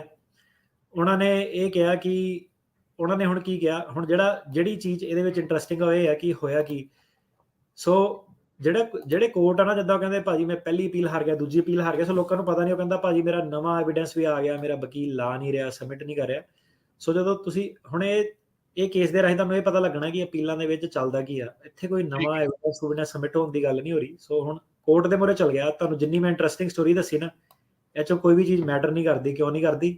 ਸਟੋਰੀ ਤੁਹਾਨੂੰ ਇਸ ਲਈ ਦੱਸੀ ਕਿ ਕੇਸ ਕੀ ਸੀਗਾ, ਕਿ ਤੁਹਾਡਾ ਇੰਟਰਸਟ ਬਣਿਆ ਰਹੇ। ਕਿਉਂਕਿ ਸਿੱਧੇ ਜੇ ਮੈਂ ਲਾਅ ਤੇ ਆ ਗਿਆ, ਤੁਸੀਂ ਕਹਿਣਾ ਯਾਰ ਬੋਰ ਕਰੀ ਜਾਂਦਾ ਸੈਟਰਡੇ ਮਾਰਨਿੰਗ। ਤੇ 5th ਸਰਕਟ ਦੇ ਵਿੱਚ ਸੀਗੀ ਇਹ, ਜਿੱਦਾਂ ਇੱਥੇ 9th ਸਰਕਟ ਆ, 2nd ਸਰਕਟ ਆ, ਸਰਕਟ ਦੇ ਲਾਅ ਸਾਰੇ ਅਲੱਗ-ਅਲੱਗ ਹੁੰਦੇ। ਸੋ 5th ਸਰਕਟ ਦੇ ਮੂਹਰੇ ਚੱਲ ਗਿਆ। ਇੱਕ ਜੱਜ ਨੇ ਇਹਦੇ ਫੇਵਰ 'ਚ, 2 ਨੇ ਅਗੇਂਸਟ ਕੀਤਾ। ਸੋ ਮੁੱਦਾ ਇਹਦੇ ਵਿੱਚ ਇਹ ਆ ਗਿਆ ਕਿ ਸੋ ਜਿਹੜੀ ਸਰਕਾਰ, ਸੋ ਇਹਦੇ ਵਿੱਚ ਮੁੱਦਾ ਇਹ ਆ ਗਿਆ ਕਿ 5th ਸਰਕਟ ਦੇ ਕੋਲ ਜੁਰਿਸਡਿਕਸ਼ਨ ਹੈਗਾ ਇਹ ਕੇਸ ਨੂੰ ਸੁਣਨ ਦਾ, ਕਿ ਉਹਨਾਂ ਨੂੰ ਹੱਕ ਹੈਗਾ ਇਹ ਕੇਸ ਸੁਣਨ ਦਾ। ਕਿਉਂਕਿ ਜਿਹੜਾ ਲਾਅ ਹੈਗਾ, ਇੱਕ ਲਾਅ ਹੈਗਾ ਸੈਕਸ਼ਨ 8 USC 1252 D1। ਇਹ ਜਿਹੜਾ ਸੈਕਸ਼ਨ ਹੈਗਾ, ਇਹਦੇ ਕੋਡ ਦੇ ਉੱਤੇ ਸੁਪਰੀਮ ਕੋਰਟ ਦੇ ਵਿੱਚ ਬਹਿਸ ਅਜੇ ਹੋਣੀ ਆ। ਇਹ ਜਿਹੜਾ ਇੱਕ ਲਾਅ ਹੈਗਾ, ਛੋਟਾ ਜਿਹਾ ਲਾਅ ਆ, ਪਰ ਇਹਨੂੰ 8 ਸਰਕਟ ਕਿਸੇ ਹੋਰ ਤਰੀਕੇ ਨਾਲ ਦੇਖਦੇ ਆ, 2 ਸਰਕਟ ਕਿਸੇ ਹੋਰ ਤਰੀਕੇ ਨਾਲ ਦੇਖਦੇ ਆ। ਕਨਫਲਿਕਟ ਹੈਗਾ। ਸੋ ਜੱਜਾਂ ਨੇ ਸੁਪਰੀਮ ਕੋਰਟ ਨੂੰ ਕਿਹਾ ਕਿ ਆਪਾਂ ਇਹਦਾ ਮਤਲਬ ਸਮਝ ਨਹੀਂ ਸਕਦੇ ਕਿ ਇੰਗਲਿਸ਼ ਦੇ ਵਿੱਚ ਕੀ ਲਿਖਿਆ ਵਾ, ਤੇ ਤੁਸੀਂ ਸਾਨੂੰ ਪੜ੍ਹ ਕੇ ਦੱਸੋ ਕਿ ਇਹਨੂੰ ਕਿੱਦਾਂ ਇੰਟਰਪ੍ਰੈਟ ਕਰਨਾ। ਸੋ ਜਿਹੜਾ ਲਾਅ ਹੈ ਇਹ ਕਹਿੰਦਾ ਕਿ ਜਿਹੜਾ ਨਾਨ ਸਿਟੀਜ਼ਨ ਆ, ਮਤਲਬ ਕਿ ਜਿਹਨੇ ਬੰਦੇ ਨੇ ਅਪੀਲ ਲਾਣੀ ਆ ਉੱਤੇ, ਉਹ ਅਪੀਲ ਸਿਰਫ ਤਾਂ ਲਾ ਸਕਦਾ ਕਿ ਜੇ ਉਹ ਸਾਰੀਆਂ ਐਡਮਿਨਿਸਟ੍ਰੇਟਿਵ ਰੈਮੀਡੀਜ਼ ਐਗਜ਼ੌਸਟ ਕਰ ਚੁੱਕਾ ਹੋਵੇ। ਕਹਿਣ ਦਾ ਮਤਲਬ ਕਿ ਤੁਸੀਂ ਸਿਰਫ ਅਪੀਲ ਤਾਂ ਲਾ ਸਕਦੇ ਜੇ ਥੱਲੇ ਤੁਸੀਂ ਪੂਰੀ ਤਰ੍ਹਾਂ ਆਪਣੇ ਜਿੰਨੇ ਵੀ ਰਾਈਟ ਆ ਉਹਨੂੰ ਐਗਜ਼ੌਸਟ ਕਰਤਾ, ਮਤਲਬ ਕਿ ਸਾਰੀਆਂ ਲੜਾਈਆਂ ਥੱਲੜੇ ਲੈਵਲ ਤੇ ਲੜ ਕੇ ਵੇਖ ਚੁੱਕੇ ਹੋ ਤੇ ਕੁਝ ਬਚਿਆ ਨਹੀਂ ਹੈਗਾ, ਤੁਹਾਡੇ ਕੋਲ ਥੱਲੇ ਜਾਣ ਦੀ ਕੋਈ ਆਪਸ਼ਨ ਨਹੀਂ, ਤੁਸੀਂ ਸਿਰਫ ਤਾਂ ਕਰਕੇ ਉੱਪਰ ਅਪੀਲ ਲਾ ਸਕਦੇ ਹੋ। ਸੋ ਇਹਨੂੰ ਕਹਿੰਦੇ ਆ ਡਾਕਟਰੀਨ ਆਫ ਐਗਜ਼ੌਸਸ਼ਨ। ਇਹਦੇ ਬਾਰੇ ਆਪਾਂ ਕਈ ਸਾਰੀ ਗੱਲ ਕਰਾਂਗੇ। ਸਾਡਾ ਇੱਕ ਖੁਦ ਦਾ ਕੇਸ ਜਿਹੜਾ ਸੀਗਾ 5th ਸਰਕਟ 2:1 ਨਾਲ ਡਿਨਾਈ ਹੋਇਆ ਸੀਗਾ। ਆਪਾਂ ਦੁਬਾਰਾ ਬੋਰਡ ਆਫ ਇਮੀਗ੍ਰੇਸ਼ਨ ਅਪੀਲ ਮੁਰੇ ਰੀਓਪਨ ਉਹਨੂੰ ਕਰਨ ਦਾ ਲਗਾਉਣਾ ਹੈਗਾ। ਸੋ ਇਹ ਐਗਜ਼ੌਸ਼ਨ ਡਾਕਟਰੀਨ ਕਾਫੀ ਇੰਪੋਰਟੈਂਟ ਆ, ਮਤਲਬ ਕਿ ਉਹ ਕੀ ਕਹਿੰਦੇ ਆ ਕਿ ਤੁਹਾਡੇ ਵਕੀਲ ਨੇ ਥੱਲੇ ਮੁੱਦੇ ਸਹੀ ਤਰੀਕੇ ਨਾਲ ਆਰਗੂ ਨਹੀਂ ਕੀਤੇ, ਤੇ ਇਸ ਲਈ ਤੁਹਾਡੇ ਕੋਲ ਹੁਣ ਉੱਤੇ ਜਾ ਕੇ ਹੱਕ ਨਹੀਂ ਬਣਦਾ ਕਿ ਤੁਸੀਂ ਦੁਬਾਰਾ ਸਾਡੇ ਕੋਲ ਉਹ ਅਪੀਲ ਕਰੋ। ਤੁਹਾਨੂੰ ਉੱਥੇ ਵਕੀਲ ਕਰਨਾ ਚਾਹੀਦਾ ਸੀਗਾ ਜਿਹੜਾ ਕਿ BIA ਦੇ ਮੂਹਰੇ ਮੁੱਦੇ ਸਹੀ ਤਰੀਕੇ ਨਾਲ ਪ੍ਰੈਜ਼ੈਂਟ ਕਰ ਸਕਦਾ। ਸੋ ਇਹ ਠੀਕ ਜਿਹੜਾ 1252 D1 ਹੈਗਾ, ਇਹ ਸੈਕਸ਼ਨ ਇਹ ਕਹਿੰਦਾ ਹੈਗਾ। ਸੋ ਹੁਣ ਸੁਪਰੀਮ ਕੋਰਟ ਕੀ ਕਹਿੰਦਾ ਕਿ 8 ਸਰਕਟ ਜਿਹੜੇ ਹੈਗੇ ਆ ਉਹ ਕਹਿੰਦੇ ਆ ਕਿ ਇਹ ਜਿਹੜੀ ਸੋ ਇਹ ਹੈਗੀ ਡਾਕਟਰੀਨ ਆਫ ਐਗਜ਼ੌਸ਼ਨ। ਸੋ ਹੁਣ ਜਿਹੜੀ ਟੈਕਨੀਕਲ ਬੈਂਸ ਆ ਉਹ ਇਹ ਮੁੱਦੇ ਤੇ ਆ ਕਿ ਕੀ ਇਹ ਜਿਹੜੀ ਡਾਕਟਰੀਨ ਆਫ ਐਗਜ਼ੌਸ਼ਨ ਆ ਕੀ ਇਹ ਇੱਕ ਜੁਰਿਸਡਿਕਸ਼ਨਲ ਇਸ਼ੂ ਆ, ਜੇ ਇਹ ਕੀ ਇਹ ਜੁਰਿਸਡਿਕਸ਼ਨਲ ਇਸ਼ੂ ਆ ਕਿ ਇਹ ਇੱਕ ਕਲੇਮ ਪ੍ਰਕਲੂਜਨ ਇਸ਼ੂ ਹੈਗਾ। ਸੋ ਦੋਨਾਂ 'ਚ ਫਰਕ ਇਹ ਹੁੰਦਾ ਕਿ ਜੇ ਇੱਕ ਜੁਰਿਸਡਿਕਸ਼ਨਲ ਇਸ਼ੂ ਆ ਤੇ ਫਿਰ ਸਰਕਾਰ ਇਹ ਨਹੀਂ ਕਹਿ ਸਕਦੀ ਕਿ ਨਹੀਂ ਅਸੀਂ ਸਹਿਮਤ ਆ, ਆਪਾਂ ਵੇਵ ਕਰ ਦਿੰਦੇ ਆ। ਸੋ ਮਤਲਬ ਇੱਦਾਂ ਕਿ ਜੇ ਜੁਰਿਸਡਿਕਸ਼ਨਲ ਇਸ਼ੂ ਆ ਤਾਂ ਬਿਲਕੁਲ ਤੁਹਾਨੂੰ ਬਾਏ ਦਾ ਬੁੱਕ ਚੱਲਣਾ ਪਊਗਾ, ਕੋਈ ਤੁਹਾਨੂੰ ਐਕਸੈਪਸ਼ਨ ਨਹੀਂ ਮਿਲੂਗੀ।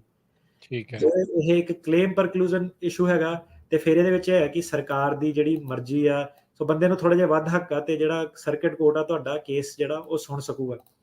ਸੋ ਇਹ ਕੇਸ ਦੇ ਵਿੱਚ ਕੀ ਹੋਇਆ ਕਿ ਜਿਹੜੀ ਸਰਕਾਰ ਸੀ ਉਹ ਕਹਿੰਦੇ ਆਪਾਂ ਐਗਰੀ ਕਰਦੇ ਹਾਂ ਵਕੀਲ ਨਾਲ ਕਿ 5th ਸਰਕਟ ਨੂੰ ਹੱਕ ਹੈਗਾ, ਤੁਸੀਂ ਕੇਸ ਸੁਣ ਸਕਦੇ ਆ। ਪਰ ਜਿਹੜਾ 5th ਸਰਕਟ ਸੀਗਾ ਉਹ ਔਨ ਇਟਸ ਓਨ ਉਹਨੇ ਕਿਹਾ ਆਪਾਂ ਸਰਕਾਰ ਦੀ ਵੀ ਨਹੀਂ ਸੁਣਨੀ, ਆਪਾਂ ਤੇਰੀ ਵੀ ਨਹੀਂ ਸੁਣਨੀ। ਉਹਨੇ ਆਪਣੇ ਆਪ ਇਸ ਚੀਜ਼ ਦਾ ਫੈਸਲਾ ਕੀਤਾ ਕਿ ਨਹੀਂ ਇਹ ਇੱਕ ਜੁਰਿਸਡਿਕਸ਼ਨਲ ਇਸ਼ੂ ਹੈਗਾ ਤੇ ਤੁਸੀਂ ਜਿਹੜੀਆਂ ਆਪਣੀਆਂ ਰਿਕੁਆਇਰਮੈਂਟ ਹੈਗੀਆਂ ਥੱਲੇ ਬੋਰਡ ਆਫ ਇਮੀਗ੍ਰੇਸ਼ਨ ਅਪੀਲ ਦੇ ਮੂਹਰੇ ਮੀਟ ਨਹੀਂ ਕੀਤੀਆਂ, ਇਸ ਕਰਕੇ ਤੁਹਾਡਾ ਜਿਹੜਾ ਕੇਸ ਆਪਾਂ ਸੁਣ ਨਹੀਂ ਸਕਦੇ ਤੇ ਹੋਰ ਕਿਸੇ ਚੀਜ਼ ਤੇ ਸਾਨੂੰ ਬਹਿਸ ਕਰਨ ਦੀ ਲੋੜ ਨਹੀਂ ਹੈਗੀ। ਤੁਹਾਡਾ ਆਪਾਂ ਸਿਰਫ ਇਹ ਕਹਿ ਕੇ ਕੇਸ ਡਿਨਾਈ ਕਰ ਰਹੇ ਹਾਂ ਕਿ ਤੁਸੀਂ ਡਾਕਟਰੀਨ ਆਫ ਐਗਜ਼ੌਸ਼ਨ ਦੀਆਂ ਜਿਹੜੀਆਂ ਰਿਕੁਆਇਰਮੈਂਟਸ ਹੈਗੀਆਂ ਉਹਦੀਆਂ ਪੂਰੀਆਂ ਨਹੀਂ ਹੋਈਆਂ। ਉਹ ਪੂਰੀਆਂ ਕਿਉਂ ਨਹੀਂ ਹੋਈਆਂ? ਕਿਉਂਕਿ ਆਪਾਂ ਇਹਨੂੰ ਇੱਕ ਜੁਰਿਸਡਿਕਸ਼ਨਲ ਇਸ਼ੂ ਮੰਨਦੇ ਹਾਂ।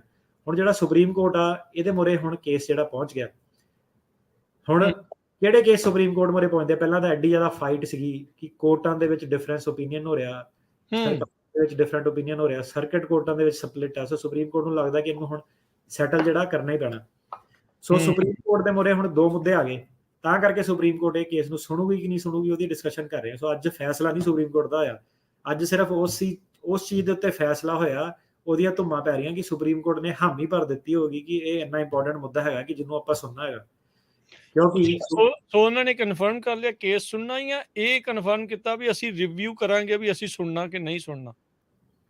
ਸੋ ਹੁਣ ਤੱਕ ਜਿਹੜੀ ਬੈਟਲ ਚੱਲ ਰਹੀ ਸੀ ਉਹ ਇਹ ਚੱਲ ਰਹੀ ਸੀਗੀ ਕਿ ਆਪਾਂ ਇਹਨੂੰ ਸੁਣਨਾ ਕਿ ਨਹੀਂ ਸੁਣਨਾ, ਤੇ ਜੋ ਮੈਂ ਦੱਸਣ ਜਾ ਰਿਹਾ ਉਹਦਾ ਨਤੀਜਾ ਇਹ ਹੋਊਗਾ ਕਿ ਇਹਨਾਂ ਨੇ ਸੁਣਨਾ ਕਿ ਨਹੀਂ ਸੁਣਨਾ। ਓਕੇ, ਸੋ ਅਜੇ ਤਾਂ ਕੇਸ ਦੀ ਸੁਣਵਾਈ ਬੜੀ ਦੂਰ ਆ, ਅਜੇ ਤਾਂ ਇਹ ਡਿਸਾਈਡ ਹੋਣਾ ਆ ਵੀ ਉਹਨਾਂ ਨੇ ਸੁਣਨਾ ਆ ਕਿ ਨਹੀਂ ਸੁਣਨਾ। ਜਿਹੜਾ ਹੁਣ ਵਕੀਲ ਆ ਇਹ ਆਪਣੇ ਘਰੇ ਇਹਨੇ 골ਡ ਪਲੇਟ ਆਪਣੇ ਪੋਸਟ ਕਰਕੇ ਰੱਖੂਗਾ ਕਿ ਮੇਰਾ ਕੇਸ ਜਿਹੜਾ ਸੁਪਰੀਮ ਕੋਰਟ ਤੱਕ ਗਿਆ ਸੀਗਾ, ਹੁਣ ਮੈਨੂੰ ਹੋਰ ਕੋਈ ਅਸਾਈਲਮ ਕਰਨ ਦੀ ਲੋੜ ਨਹੀਂ, ਮੇਰੀ ਜ਼ਿੰਦਗੀ ਪੂਰੀ ਹੋ ਗਈ, ਮੇਰਾ ਮਕਸਦ ਪੂਰਾ ਹੋ ਗਿਆ, ਮੈਂ ਹੁਣ ਇਹਨੂੰ ਆਪਣੇ ਲਿਵਿੰਗ ਰੂਮ 'ਚ ਫੋਟੋ ਲਾ ਕੇ ਰਿਟਾਇਰ ਹੋ ਜਾਣਾ। ਤੇ ਜਿਹੜਾ ਮੇਰੇ ਤੋਂ ਪੁੱਛੂਗਾ ਕਿ ਭਾਈ ਤੂੰ ਕੀ ਮਹਾਨ ਕੰਮ ਕੀਤਾ ਇਮੀਗ੍ਰੇਸ਼ਨ, ਤਾਂ ਕਹੂਗਾ ਮੈਂ ਸੁਪਰੀਮ ਕੋਰਟ ਦਾ ਕੇਸ ਲੜਿਆ, ਰਾਈਟ। ਸੋ ਇਹ ਹਰੇਕ ਬੰਦੇ ਦਾ ਗੋਲ ਆ। ਇਹ ਸਾਡੇ ਜਿਹੜੇ ਐਪੀਲੇਟ ਰਾਈਟਰ, ਸਾਡੇ ਜਿਹੜੇ ਵਕੀਲ ਆ, ਇਹ ਸੁਪਨਾ ਹੀ ਆ। ਇਹ ਹੁਣ ਜਿਹੜੇ ਸੁਪਨੇ ਆ ਬੜੇ ਆਪਣੇ ਤੋਂ ਪਹਿਲਾਂ ਵੀ ਆਏ, ਇਹ ਹੁਣ ਸੁਪਨਾ ਹੀ ਰਹਿ ਜਾਂਦਾ। ਸਾਡਾ ਵੀ ਸੁਪਨਾ ਹੀ ਰਹਿ ਸਕਦਾ। ਜੇ ਕਦੀ ਮੌਕਾ ਬਣਿਆ ਤਾਂ ਆਪਾਂ ਨੂੰ ਕਿਸਮਤ 'ਚ ਕਹਿਣਾ ਕਿ ਚੱਲ ਸਾਡੇ ਕੋਲ ਵੀ ਇਦਾਂ ਦਾ ਕੋਈ ਕੇਸ ਆਇਆ ਜਿਹਦੇ ਵਿੱਚ ਕਿ ਇਦਾਂ ਦਾ ਮੁੱਦਾ ਬਣਿਆ। ਪਰ ਸਾਡੇ ਕੋਲ ਮੁੱਦੇ ਬਣਨ ਵਾਲਾ ਕੇਸ ਕਿਉਂ ਨਹੀਂ ਹੋਊਗਾ? ਕਿਉਂਕਿ ਔਰਿੰਗਨ ਵਾਲਾ ਕੋਰਟ ਦਾ ਇਹ ਕਹਿੰਦਾ ਕਿ ਤੁਹਾਡੀਆਂ ਸਾਰਿਆਂ ਦੀਆਂ ਕਹਾਣੀਆਂ ਸੇਮ ਆ, ਤੁਸੀਂ ਮੁੱਦੇ ਕਿੱਥੋਂ ਨਵੇਂ ਬਣੋਗੇ? ਮੁੱਦੇ ਤਾਂ ਲਵੇ ਤਾਂ ਬਣੂਗੇ ਨਾ ਕਿ ਜਦ ਨਵੇਂ ਮੁੱਦੇ ਵਾਲੇ ਜਿਹੜੇ ਲੋਕ ਸਾਹਮਣੇ ਆਊਗੇ, ਆਪਣੀ ਪੱਖ ਆਪਣੇ ਰੱਖੂਗੇ, ਉਹਨਾਂ ਦੀ ਹਜ਼ਾਰਾਂ ਟੌਪਿਕਾਂ ਦੇ ਉੱਤੇ ਬਹਿਸ ਛਿੜੂਗੀ, ਫਿਰ ਉਹਦੇ ਵਿੱਚੋਂ ਮੁੱਦੇ ਸਾਹਮਣੇ। ਸਾਡੇ ਤਾਂ ਹੁਣ ਇਦਾਂ ਦਾ ਕਿ ਜਿਹੜਾ ਡੋਮੈਸਟਿਕ ਵਾਇਲੈਂਸ ਵਾਲਾ ਵੀ ਕੇਸ ਹੈਗਾ, ਜਿਹੜਾ ਪਾਰਟਿਕੂਲਰ ਸੋਸ਼ਲ ਗਰੁੱਪ ਹੈਗਾ, ਉਹਦਾ ਕੇਸ ਬਣ ਸਕਦਾ। ਉਹਨੂੰ ਪੈਰਾਲੀਗਲ ਕੀ ਕਹਿੰਦਾ, ਯਾਰ ਇਹ ਪਾਰਟਿਕੂਲਰ ਸੋਸ਼ਲ ਗਰੁੱਪ ਮੈਂ ਕਿੱਥੇ ਆਰਗੂਮੈਂਟ ਕਰੂੰਗਾ, ਕਿੱਥੇ ਮੈਂ ਨਾਲ ਲਾਅ ਪੜੂੰਗਾ, ਕਿੱਥੇ ਮੈਂ ਚੇਂਜਸ ਕਰੂੰਗਾ, ਉਹ ਛੱਡ ਤੂੰ ਪਾਰਟੀ ਵਾਲਾ ਪੋਲੀਟੀਕਲ ਓਪੀਨੀਅਨ ਵਾਲਾ ਆਪਣਾ ਕੇਸ ਲਾ ਦੇ, ਠੀਕ ਆ। ਸੋ ਇਦਾਂ ਕਿ ਇੰਡੀਆ ਦੇ ਵਿੱਚ ਵੀ ਬੜੇ ਇੰਟਰਸਟਿੰਗ ਕੇਸ ਹੈਗੇ ਆ, ਬੜੇ ਇੰਟਰਸਟਿੰਗ ਪਹਿਲੂ ਹੈਗੇ ਆ, ਹਿੰਦੂ ਸਿੱਖ ਵਾਲੇ, ਕਾਸਟ ਸਿਸਟਮ ਵਾਲੇ, ਜਾਤੀਆਂ ਵਾਲੇ, ਹੋਰ ਬਥੇਰੇ ਉਹਦੇ ਵਿੱਚ ਬੜੇ ਤਗੜੇ ਜਿਹੜੇ ਮੁੱਦੇ ਹੈਗੇ ਆ। ਪਰ ਲੋਕਾਂ ਨੂੰ ਪਤਾ ਨਹੀਂ ਹੈਗਾ ਕਿ ਉਹਨਾਂ ਦੇ ਵੀ ਕੇਸ ਜਿਹੜੇ ਉਹ ਬਣਦੇ ਆ। ਸੋ ਤਾਂ ਕਰਕੇ ਥੋੜਾ ਜਿਹਾ ਜੇ ਆਪਣੀ ਕਮਿਊਨਿਟੀ ਆ ਉਸ ਚੀਜ਼ 'ਚ ਪਿੱਛੇ ਆ, ਤੇ ਉਹਨਾਂ ਕੋਲ ਕਿਉਂਕਿ ਹੁਣ ਆਪਸ਼ਨ ਨਹੀਂ। ਫਿਰ ਜੱਜ ਅੱਗੇ ਕਹਿੰਦੇ ਕਿ ਯਾਰ ਤੁਹਾਡੀਆਂ ਤਾਂ ਸੇਮ ਹੀ ਚੀਜ਼ਾਂ ਵਾ, 2 ਵਾਰੀ ਪੋਸਟਰ 2 ਵਾਰੀ ਕੁੱਟ, ਤੇ ਉਹ ਜਿਹੜੀਆਂ ਚੀਜ਼ਾਂ ਉੱਥੇ ਕੀ ਘੁੰਮੀਆਂ ਜਾ ਰਹੀਆਂ। ਤੇ ਜੱਜ ਜਿੱਦਾਂ ਪਿਛਲੇ ਐਪੀਸੋਡ 'ਚ ਦੱਸਿਆ ਸੀਗਾ, ਉਹ ਕਹਿੰਦਾ ਕਿ ਮੇਰੇ ਕੋਲ ਕਹਿੰਦਾ ਕੋਈ ਵੀ ਮੈਥਡ ਨਹੀਂ ਹੈਗਾ। ਇਹ ਜੱਜ ਦੇ ਇੱਕ ਦੇ ਨੋਟਸ ਵੀ ਹੈਗੇ ਆ ਫਾਈਲ ਦੇ ਵਿੱਚ, ਇੰਟਰਨੈਟ ਤੇ ਵੀ ਸਰਚੇਬਲ। ਉਹ ਕਹਿੰਦਾ ਮੇਰੇ ਕੋਲ ਕੋਈ ਮੈਥਡ ਨਹੀਂ ਹੈਗਾ ਕਿ ਮੈਂ ਸਰਚ ਕਰ ਸਕਾਂ ਕਿ ਇਹ ਸੱਚ ਬੋਲਦੇ ਆ ਕਿ ਝੂਠ ਬੋਲਦੇ ਆ। ਪਰ ਕਹਿੰਦਾ ਮੈਂ ਪਰਸਨਲ ਲੈਵਲ ਤੇ ਮੈਂ ਆਹ ਗੱਲ ਨਹੀਂ ਮੰਨ ਸਕਦਾ ਕਿ ਇੱਕ ਬੰਦਾ ਚਾਹ ਪਿਲਾਉਣ ਵਾਲਾ ਜਾਂ ਟੈਂਟ ਲਾਉਣ ਵਾਲਾ ਬੰਦਾ, ਇੰਨੇ ਸਾਰੇ ਬੰਦੇ ਹਜ਼ਾਰਾਂ ਦੀ ਤਾਦਾਦ 'ਚ ਆ ਰਹੇ ਆ, ਤੇ ਪੋਸਟਰ ਲਾਉਂਦੇ ਸਾਰਿਆਂ ਤੇ 2 ਵਾਰੀ ਹਮਲਾ ਹੋਇਆ ਕਿ ਉਹ ਸਾਰੇ ਜਾਣੇ ਸੱਚ ਬੋਲ ਰਹੇ ਆ। ਇਹ ਜੱਜ ਦੀ ਵਰਡਿੰਗ ਆ ਜੱਜ ਦੀ ਆਪਣੀ ਵਰਡਿੰਗ ਆ। ਕਿ ਇੱਕ ਮਾਮੂਲੀ ਜਿਹਾ ਪਾਰਟੀ ਵਰਕਰ ਜਿਹੜੇ ਸਾਰੇ ਕੀ ਸੇਮ ਕੰਮ ਕਰਦੇ ਆ, ਉਹਨੂੰ ਜਾਨਲੇਵਾ ਉੱਤੇ ਹਮਲਾ ਹੋ ਜਾਂਦਾ ਤੇ ਉਹਨੂੰ ਸਾਲੋ ਸਾਲ ਬੰਦੇ ਲੱਭ ਰਹੇ ਆ। ਸੋ ਜੱਜ ਕਹਿੰਦਾ ਕਿ ਮੈਂ ਮੰਨ ਨਹੀਂ ਸਕਦਾ, ਪਰ ਕਹਿੰਦਾ ਕਿਉਂਕਿ ਮੇਰੇ ਕੋਲ ਕੋਈ ਤਰੀਕਾ ਨਹੀਂ ਹੈਗਾ, ਇਸ ਲਈ ਕਹਿੰਦਾ ਮੈਨੂੰ ਮਜਬੂਰੀ ਖਾਤਰ ਇਹ ਕੇਸ ਸੁਣਨੇ ਪੈਂਦੇ ਆ ਤੇ ਡਿਸਾਈਡ ਕਰਨੇ ਪੈਂਦੇ। ਤੇ ਕਈ ਜੱਜ ਸੀਗੇ, ਨਾਮ ਨਹੀਂ ਮੈਂ ਲਵਾਂਗਾ ਹੁਣ, ਉਹ ਛੱਡ ਚੁੱਕੇ ਆ ਹੁਣ ਸੈਨ ਫਰਾਂਸਿਸਕੋ ਤੋਂ, ਕਹਿੰਦੇ ਬੜੇ ਸਟ੍ਰਿਕਟ ਆ ਜਿਹੜੇ। ਫਿਰ ਉਦੋਂ ਆਉਂਦੇ ਆ ਤਾਂ ਫਿਰ ਵਕੀਲ ਕਹਿੰਦੇ ਆ ਕਿ ਨਹੀਂ ਯਾਰ ਇਹ ਜੱਜ ਨੇ ਕੇਸ ਪਾਸ ਨਹੀਂ ਕਰਨਾ। ਸੋ ਕਈ ਜੱਜ ਇੱਦਾਂ ਦੇ ਉਹ ਅੜ ਜਾਂਦੇ ਆ ਤੇ ਨਹੀਂ, ਹੁਣ ਜਿੱਦਾਂ ਓਰੀਗਨ ਕੋਰਟ ਆ ਉਹ ਅੜੀ ਪਈ ਆ ਤੇ ਕਈ ਵਾਰੀ ਇੱਦਾਂ ਵੀ ਹੋ ਜਾਂਦਾ। ਤੇ ਲੱਕੀਲੀ ਜਿਹੜੇ ਨਿਊਯਾਰਕ ਤੇ ਸੈਨ ਫਰਾਂਸਿਸਕੋ ਦੇ ਕੋਰਟ ਆ ਉਹ ਖੁੱਲੇ ਆ ਅਜੇ, ਉਹ ਇਹਨੇ ਅੜੀ ਨਹੀਂ ਕੀਤੇ ਹੈਗੇ ਹਨਾ। ਸੋ ਉੱਥੇ ਜਿਹੜੇ ਜੱਜ ਆ ਉਹ ਫੇਰ ਆ। ਅੱਛਾ ਜੀ, ਸੋ ਅੱਗੇ ਵਧਦੇ ਹੋਏ ਸੋ ਸੁਪਰੀਮ ਕੋਰਟ ਦੇ ਮੁੱਦੇ ਹੁਣ 2 ਮੁੱਦੇ ਪਹੁੰਚ ਗਏ ਆ। ਪਹਿਲਾ ਮੁੱਦਾ ਪਹੁੰਚ ਗਿਆ ਕਿ ਜਿਹੜਾ ਸੈਕਸ਼ਨ 1252 ਹੈਗਾ, ਜਿਹੜਾ ਕਹਿੰਦਾ ਕਿ ਇਹ ਜੂਰਿਸਡਿਕਸ਼ਨਲ ਹੈਗਾ ਕਿ ਨਹੀਂ ਹੈਗਾ। ਉਹ ਕਹਿੰਦਾ ਕਿ ਪਹਿਲਾ ਮੁੱਦਾ ਸਾਡੇ ਮੂਹਰੇ ਇਹ ਹੈ ਕਿ ਕੀ ਇਹ ਜੂਰਿਸਡਿਕਸ਼ਨਲ ਰਿਕੁਆਇਰਮੈਂਟ ਕ੍ਰੀਏਟ ਕਰਦਾ, ਤੇ ਦੂਜਾ ਮੁੱਦਾ ਕਹਿੰਦਾ ਸਾਡੇ ਮੂਹਰੇ ਇਹ ਹੈ ਕਿ ਜਿਹੜਾ ਬੋਰਡ ਆਫ ਇਮੀਗ੍ਰੇਸ਼ਨ ਅਪੀਲ ਆ, ਉਹਨੇ ਇੱਕ ਆਪਣੇ ਆਪ ਹੀ ਜਿਹੜਾ ਕਿ ਮੁੱਦਾ ਕਿ ਬੋਰਡ ਆਫ ਇਮੀਗ੍ਰੇਸ਼ਨ ਅਪੀਲ ਦਾ ਕੰਮ ਹੁੰਦਾ ਕਿ ਸਿਰਫ ਅਪੀਲਾਂ ਸੁਣਨਾ, ਨਵੇਂ ਫੈਕਟ ਨਹੀਂ ਤੁਸੀਂ ਇੰਟਰੋਡਿਊਸ ਕਰ ਸਕਦੇ। ਕਿ ਜਿਹੜਾ ਬੋਰਡ ਆਫ ਇਮੀਗ੍ਰੇਸ਼ਨ ਸੀਗਾ, ਉਹਨੇ ਕਿਹਾ ਕਿ ਹੁਣ ਤੇਰੀ ਕੰਟਰੀ ਦੇ ਹਾਲਾਤ ਬਦਲ ਗਏ ਆ। ਆਪਣੇ ਵੱਲੋਂ ਹੀ ਇੱਕ ਮੁੱਦਾ ਉਹਨਾਂ ਨੇ ਜਿਹੜਾ ਸੀਗਾ ਉਹ ਖੜਾ ਕਰਤਾ। ਤੇ ਜਿਹੜਾ ਹੁਣ ਜਿਹੜਾ ਸੈਕਸ਼ਨ 1252 ਸੀਗਾ, ਇਹ ਕਹਿੰਦਾ ਕਿ ਪਹਿਲਾਂ ਤੁਸੀਂ ਡਾਕਟਰੀਨ ਆਫ ਐਗਜ਼ੌਸਸ਼ਨ, ਕਿ ਮਤਲਬ ਤੁਸੀਂ ਬੋਰਡ ਆਫ ਇਮੀਗ੍ਰੇਸ਼ਨ ਅਪੀਲ ਮੂਹਰੇ ਸਾਰੀਆਂ ਜਿਹੜੀਆਂ ਆਪਣੀਆਂ ਰੈਮਡੀਆਂ ਜਿਹੜੀਆਂ ਤੁਹਾਡੀਆਂ ਖਤਮ ਹੋ ਜਾਣੀਆਂ ਚਾਹੀਦੀਆਂ, ਫਿਰ ਤੁਸੀਂ ਸਰਕਟ ਕੋਰਟ ਮੂਹਰੇ ਜਾਣਾ। ਸੋ ਹੁਣ ਮੁੱਦਾ ਇਹ ਪੈ ਗਿਆ ਕੇਸ, ਇਹ ਸਾਰੇ ਕੇਸ ਦੇ ਵਿੱਚ ਮੁੱਦਾ ਇਹ ਪੈ ਗਿਆ ਕਿ ਜਿਹੜਾ ਇਹ ਵਾਲਾ ਬੰਦਾ ਸੀਗਾ, ਇਹਨੇ ਬੋਰਡ ਆਫ ਇਮੀਗ੍ਰੇਸ਼ਨ ਅਪੀਲ ਮੂਹਰੇ ਮੋਸ਼ਨ ਟੂ ਰੀਓਪਨ ਜਾਂ ਰੀਕਨਸੀਡਰ, ਜਿਹਨੂੰ MTR ਕਹਿੰਦੇ ਆ, ਉਹ ਨਹੀਂ ਲਾਈ ਸੀਗੀ।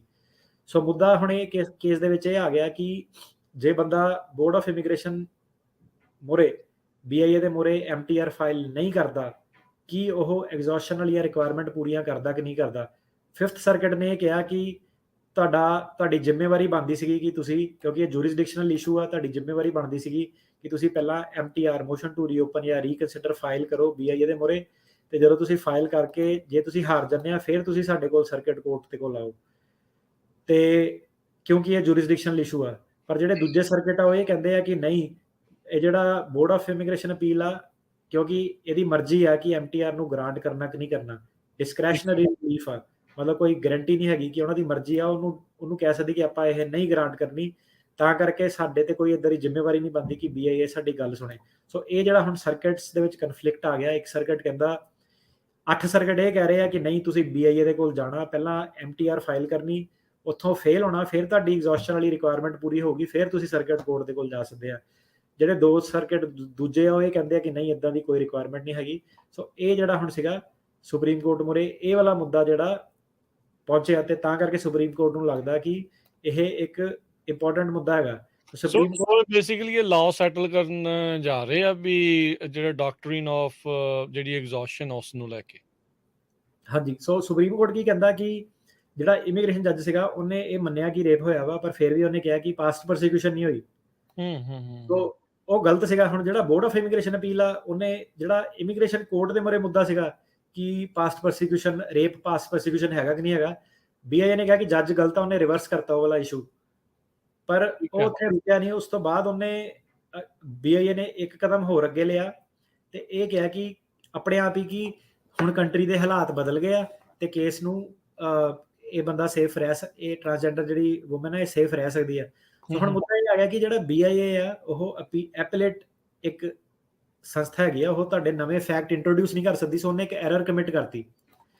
ਸੋ ਹੁਣ ਜਿਹੜਾ ਇਹ ਕੇਸ ਆ ਸੁਪਰੀਮ ਕੋਰਟ ਮੂਹਰੇ ਪਹੁੰਚ ਗਿਆ 2 ਗਰਾਊਂਡ ਕਰਕੇ। ਇੱਕ ਤਾਂ ਪਹਿਲਾਂ ਹੀ ਇਹਦਾ ਮੁੱਦਾ ਸੀਗਾ ਕਿ ਜੂਰਿਸਡਿਕਸ਼ਨਲ ਇਸ਼ੂ ਐਗਜ਼ੌਸ਼ਨ ਪੂਰੀ ਕਰਨੀ ਹੈ ਕਿ ਨਹੀਂ ਕਰਨੀ ਹੈ, ਤੇ ਦੂਜਾ ਮੁੱਦਾ ਇਹ ਆ ਗਿਆ ਕਿ ਹੁਣ ਉਹ ਕੇਸਾਂ ਦੇ ਵਿੱਚ ਜਿਹਨਾਂ ਦੇ ਵਿੱਚ ਕਿ BIA ਨੇ ਆਪ ਹੀ ਇੱਕ ਗਲਤੀ ਕੀਤੀ ਆ ਕਿ ਥੱਲੇ ਜਿਹੜਾ ਕੇਸ ਭੇਜਣਾ ਚਾਹੀਦਾ ਸੀਗਾ ਉਹਨੂੰ ਸਿੱਧੇ ਡਿਨਾਈ ਕਰਤਾ ਕਿ ਉਹ ਕੇਸਾਂ ਦੇ ਵਿੱਚ ਮੋਸ਼ਨ ਟੂ ਰੀਓਪਨ ਰਿਕੁਆਇਰਮੈਂਟ ਹੈਗੀ ਹੈ ਕਿ ਨਹੀਂ ਹੈਗੀ ਆ, ਕਿਉਂਕਿ ਹੁਣ BIA ਨੇ ਤਾਂ ਆਲਰੇਡੀ ਡਿਨਾਈ ਕਰਤਾ। ਹੁਣ ਮੋਸ਼ਨ ਟੂ ਰੀਓਪਨ ਕਰਕੇ ਤਾਂ ਟਾਈਮ ਵਕਤ ਵੀ ਬਰਬਾਦ ਹੋਊਗਾ, ਪੈਸੇ ਵੀ ਬਰਬਾਦ ਹੋਊਗੇ ਕਿ ਕੀ ਉਹ ਬੰਦਾ ਸਿੱਧੇ ਸਰਕਟ ਕੋਰਟ ਕੋ ਜਾ ਸਕਦਾ ਕਿ ਨਹੀਂ ਜਾ ਸਕਦਾ।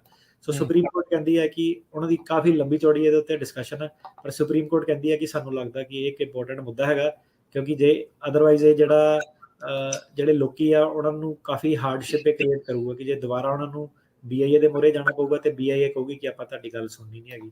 ਤਾਂ ਕਰਕੇ ਜਿਹੜਾ ਇਹ ਕੋਰਟ ਦੇ ਮੂਹਰੇ ਜਾ ਰਿਹਾ। ਇਹ ਸਾਡੇ ਕੇਸਾਂ ਦੇ ਲਈ ਕਿਉਂ ਇੰਪੋਰਟੈਂਟ ਆ ਕਿਉਂਕਿ ਹੁਣ ਜਿੱਦਾਂ ਕਹਿੰਦੇ ਭਾਜੀ ਮੈਂ ਪਹਿਲੀ ਅਪੀਲ ਕੀਤੀ, ਫਿਰ ਮੈਂ ਦੂਜੀ ਅਪੀਲ ਕੀਤੀ, ਫਿਰ ਮੈਂ ਤੀਜੀ ਅਪੀਲ ਕੀਤੀ।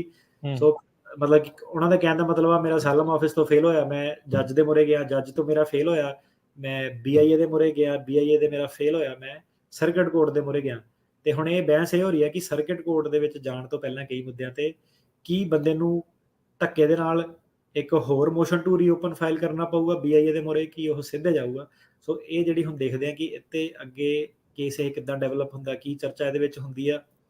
ਤੇ ਜੇ ਇਹ ਫੈਸਲਾ ਆ ਗਿਆ ਕਿ ਨਹੀਂ ਤੁਸੀਂ ਮੋਸ਼ਨ ਟੂ ਰੀਓਪਨ ਕਰਨੀ ਆ, ਤੇ ਫਿਰ ਤੁਹਾਡਾ ਜਿਹੜਾ ਸੀਗਾ, ਕਿਉਂਕਿ ਮੋਸ਼ਨ ਟੂ ਰੀਓਪਨ ਨੂੰ 2-3 ਸਾਲ ਲੱਗ ਜਾਂਦੇ ਆ। ਸੋ ਮਤਲਬ ਇਦਾਂ ਕਿ ਇੱਕ ਸੰਸਥਾ ਦੇ ਮੂਹਰੇ ਤੁਸੀਂ, ਤੁਹਾਡਾ ਜੱਜ ਦੇ ਕੋਲੇ 4-5 ਸਾਲ ਲੱਗ ਗਏ ਜੇ ਕੇਸ ਡਿਨਾਈ ਹੋ ਗਿਆ, ਤੁਸੀਂ BIA ਦੇ ਮੂਹਰੇ ਗਏ, BIA ਦੇ ਮੂਹਰੇ ਤੁਹਾਡਾ ਜੇ 3 ਸਾਲ ਲੱਗ ਕੇ ਕੇਸ ਡਿਨਾਈ ਹੁੰਦਾ, ਤੇ ਹੁਣ ਜੇ ਤੁਹਾਨੂੰ ਮੈਂ ਦੁਬਾਰਾ ਕਹਾਂ ਕਿ ਤੁਸੀਂ ਮੋਸ਼ਨ ਟੂ ਰੀਓਪਨ ਕਰਨੀ ਆ 3 ਸਾਲ ਬਾਅਦ, ਫਿਰ BIA ਡਿਨਾਈ ਕਰਦਾ, ਤੁਹਾਡੇ ਕਿੰਨੇ 6 ਸਾਲ ਇੱਕ ਸੰਸਥਾ ਮੂਹਰੇ ਖਰਾਬ ਹੋ ਗਏ। ਖਰਾਬ ਹੋ ਗਏ। ਜਿਹੜੀ ਸਰਕਟ ਕੋਰਟ ਆ ਉਹ BIA ਨਾਲੋਂ ਬੈਟਰ ਆ, ਕਿਉਂਕਿ ਉੱਥੇ ਜੱਜ ਆ, ਉੱਥੇ BIA ਜਿਹੜਾ ਹੈਗਾ ਉਹ ਇੱਕ ਰਿਮੋਟ, ਉੱਥੇ ਮਤਲਬ ਓਰਲ ਆਰਗੂਮੈਂਟਸ ਵੀ ਘੱਟ ਹੁੰਦੀਆਂ। ਸੋ ਇਹਦਾ ਇਦਾਂ ਕਿ ਪੰਜਾਬੀਆਂ ਦੇ ਜਿਹੜੇ 2 ਤੋਂ 4 ਸਾਲ ਜਿਹੜੇ ਖਰਾਬ ਹੋਣ ਤੋਂ ਬਚ ਸਕਦੇ ਆ ਇਸ ਕੇਸ ਨਾਲ, ਡਿਪੈਂਡਿੰਗ ਫੈਸਲਾ ਕਿੱਥੇ ਜਾਂਦਾ। ਤਾਂ ਕਰਕੇ ਜਿਹੜਾ ਇਹ ਕੇਸ ਇੰਪੋਰਟੈਂਟ ਆ, ਭਾਵੇਂ ਇਹ ਟਰਾਂਸਜੈਂਡਰ ਦੇ ਨਾਲ ਰਿਲੇਟਡ ਆ, ਤਾਂ ਕਰਕੇ ਕੇਸ ਇੰਪੋਰਟੈਂਟ ਹੈ ਕਿਉਂਕਿ ਇਹਦੇ ਵਿੱਚ ਸਾਰੇ ਜਿਹੜੇ ਮੁੱਦੇ ਹੁੰਦੇ ਆ ਕੇਸਾਂ ਦੇ ਵਿੱਚ, ਰੀਲੋਕੇਸ਼ਨ ਦੇ, ਕੰਟਰੀ ਦੇ ਵਿੱਚ ਵਾਪਸ ਰਿਟਰਨ ਕਰਨ ਦੇ, ਐਗਜ਼ੌਸ਼ਨ ਦੇ, ਉਹ ਸਾਰਿਆਂ ਦੇ ਸਾਂਝੇ ਹੁੰਦੇ ਆ। ਸੋ ਜਦੋਂ ਸੁਪਰੀਮ ਕੋਰਟ 'ਚ ਡਿਸੀਜਨ ਜਾਂਦਾ, ਉਹ ਸਾਰਿਆਂ ਨੂੰ ਇਫੈਕਟ ਕਰਦਾ। ਸੋ ਬੇਸਿਕਲੀ ਇਹ ਵੀ ਜਿਹੜੀ ਤੀਜੀ ਪੌੜੀ ਆ ਉਹਦੇ ਵਿੱਚ ਉਹਨਾਂ ਨੇ ਦੁਬਾਰਾ ਇੱਕ ਵਾਰੀ ਚਲਾਉਣਾ ਆ, ਫਿਰ ਸਰਕਟ ਕੋਰਟ 'ਚ ਜਾਣਾ ਹੈ ਜਾਂ ਨਹੀਂ। ਸੋ ਇੱਕ ਇਹ ਚੀਜ਼ ਜਿਹੜੀ ਜਦੋਂ ਹੁਣ ਆਪਾਂ ਚਲੋ ਇਹ ਗੱਲਬਾਤ ਕਰ ਰਹੇ ਹਾਂ, ਗੱਲਾਂ 'ਚੋਂ ਇਹ ਗੱਲ ਨਿਕਲਦੀ ਆ, ਜਿਹੜੀ ਤੁਸੀਂ ਪਹਿਲਾਂ ਵੀ ਗੱਲ ਕੀਤੀ ਵੀ ਬੜੀ ਵਾਰੀ ਲੋਕ ਕਹਿ ਦਿੰਦੇ ਵੀ ਨਵਾਂ ਐਵੀਡੈਂਸ ਆ ਗਿਆ, ਉਹ ਸਬਮਿਟ ਨਹੀਂ ਹੋ ਸਕਦਾ।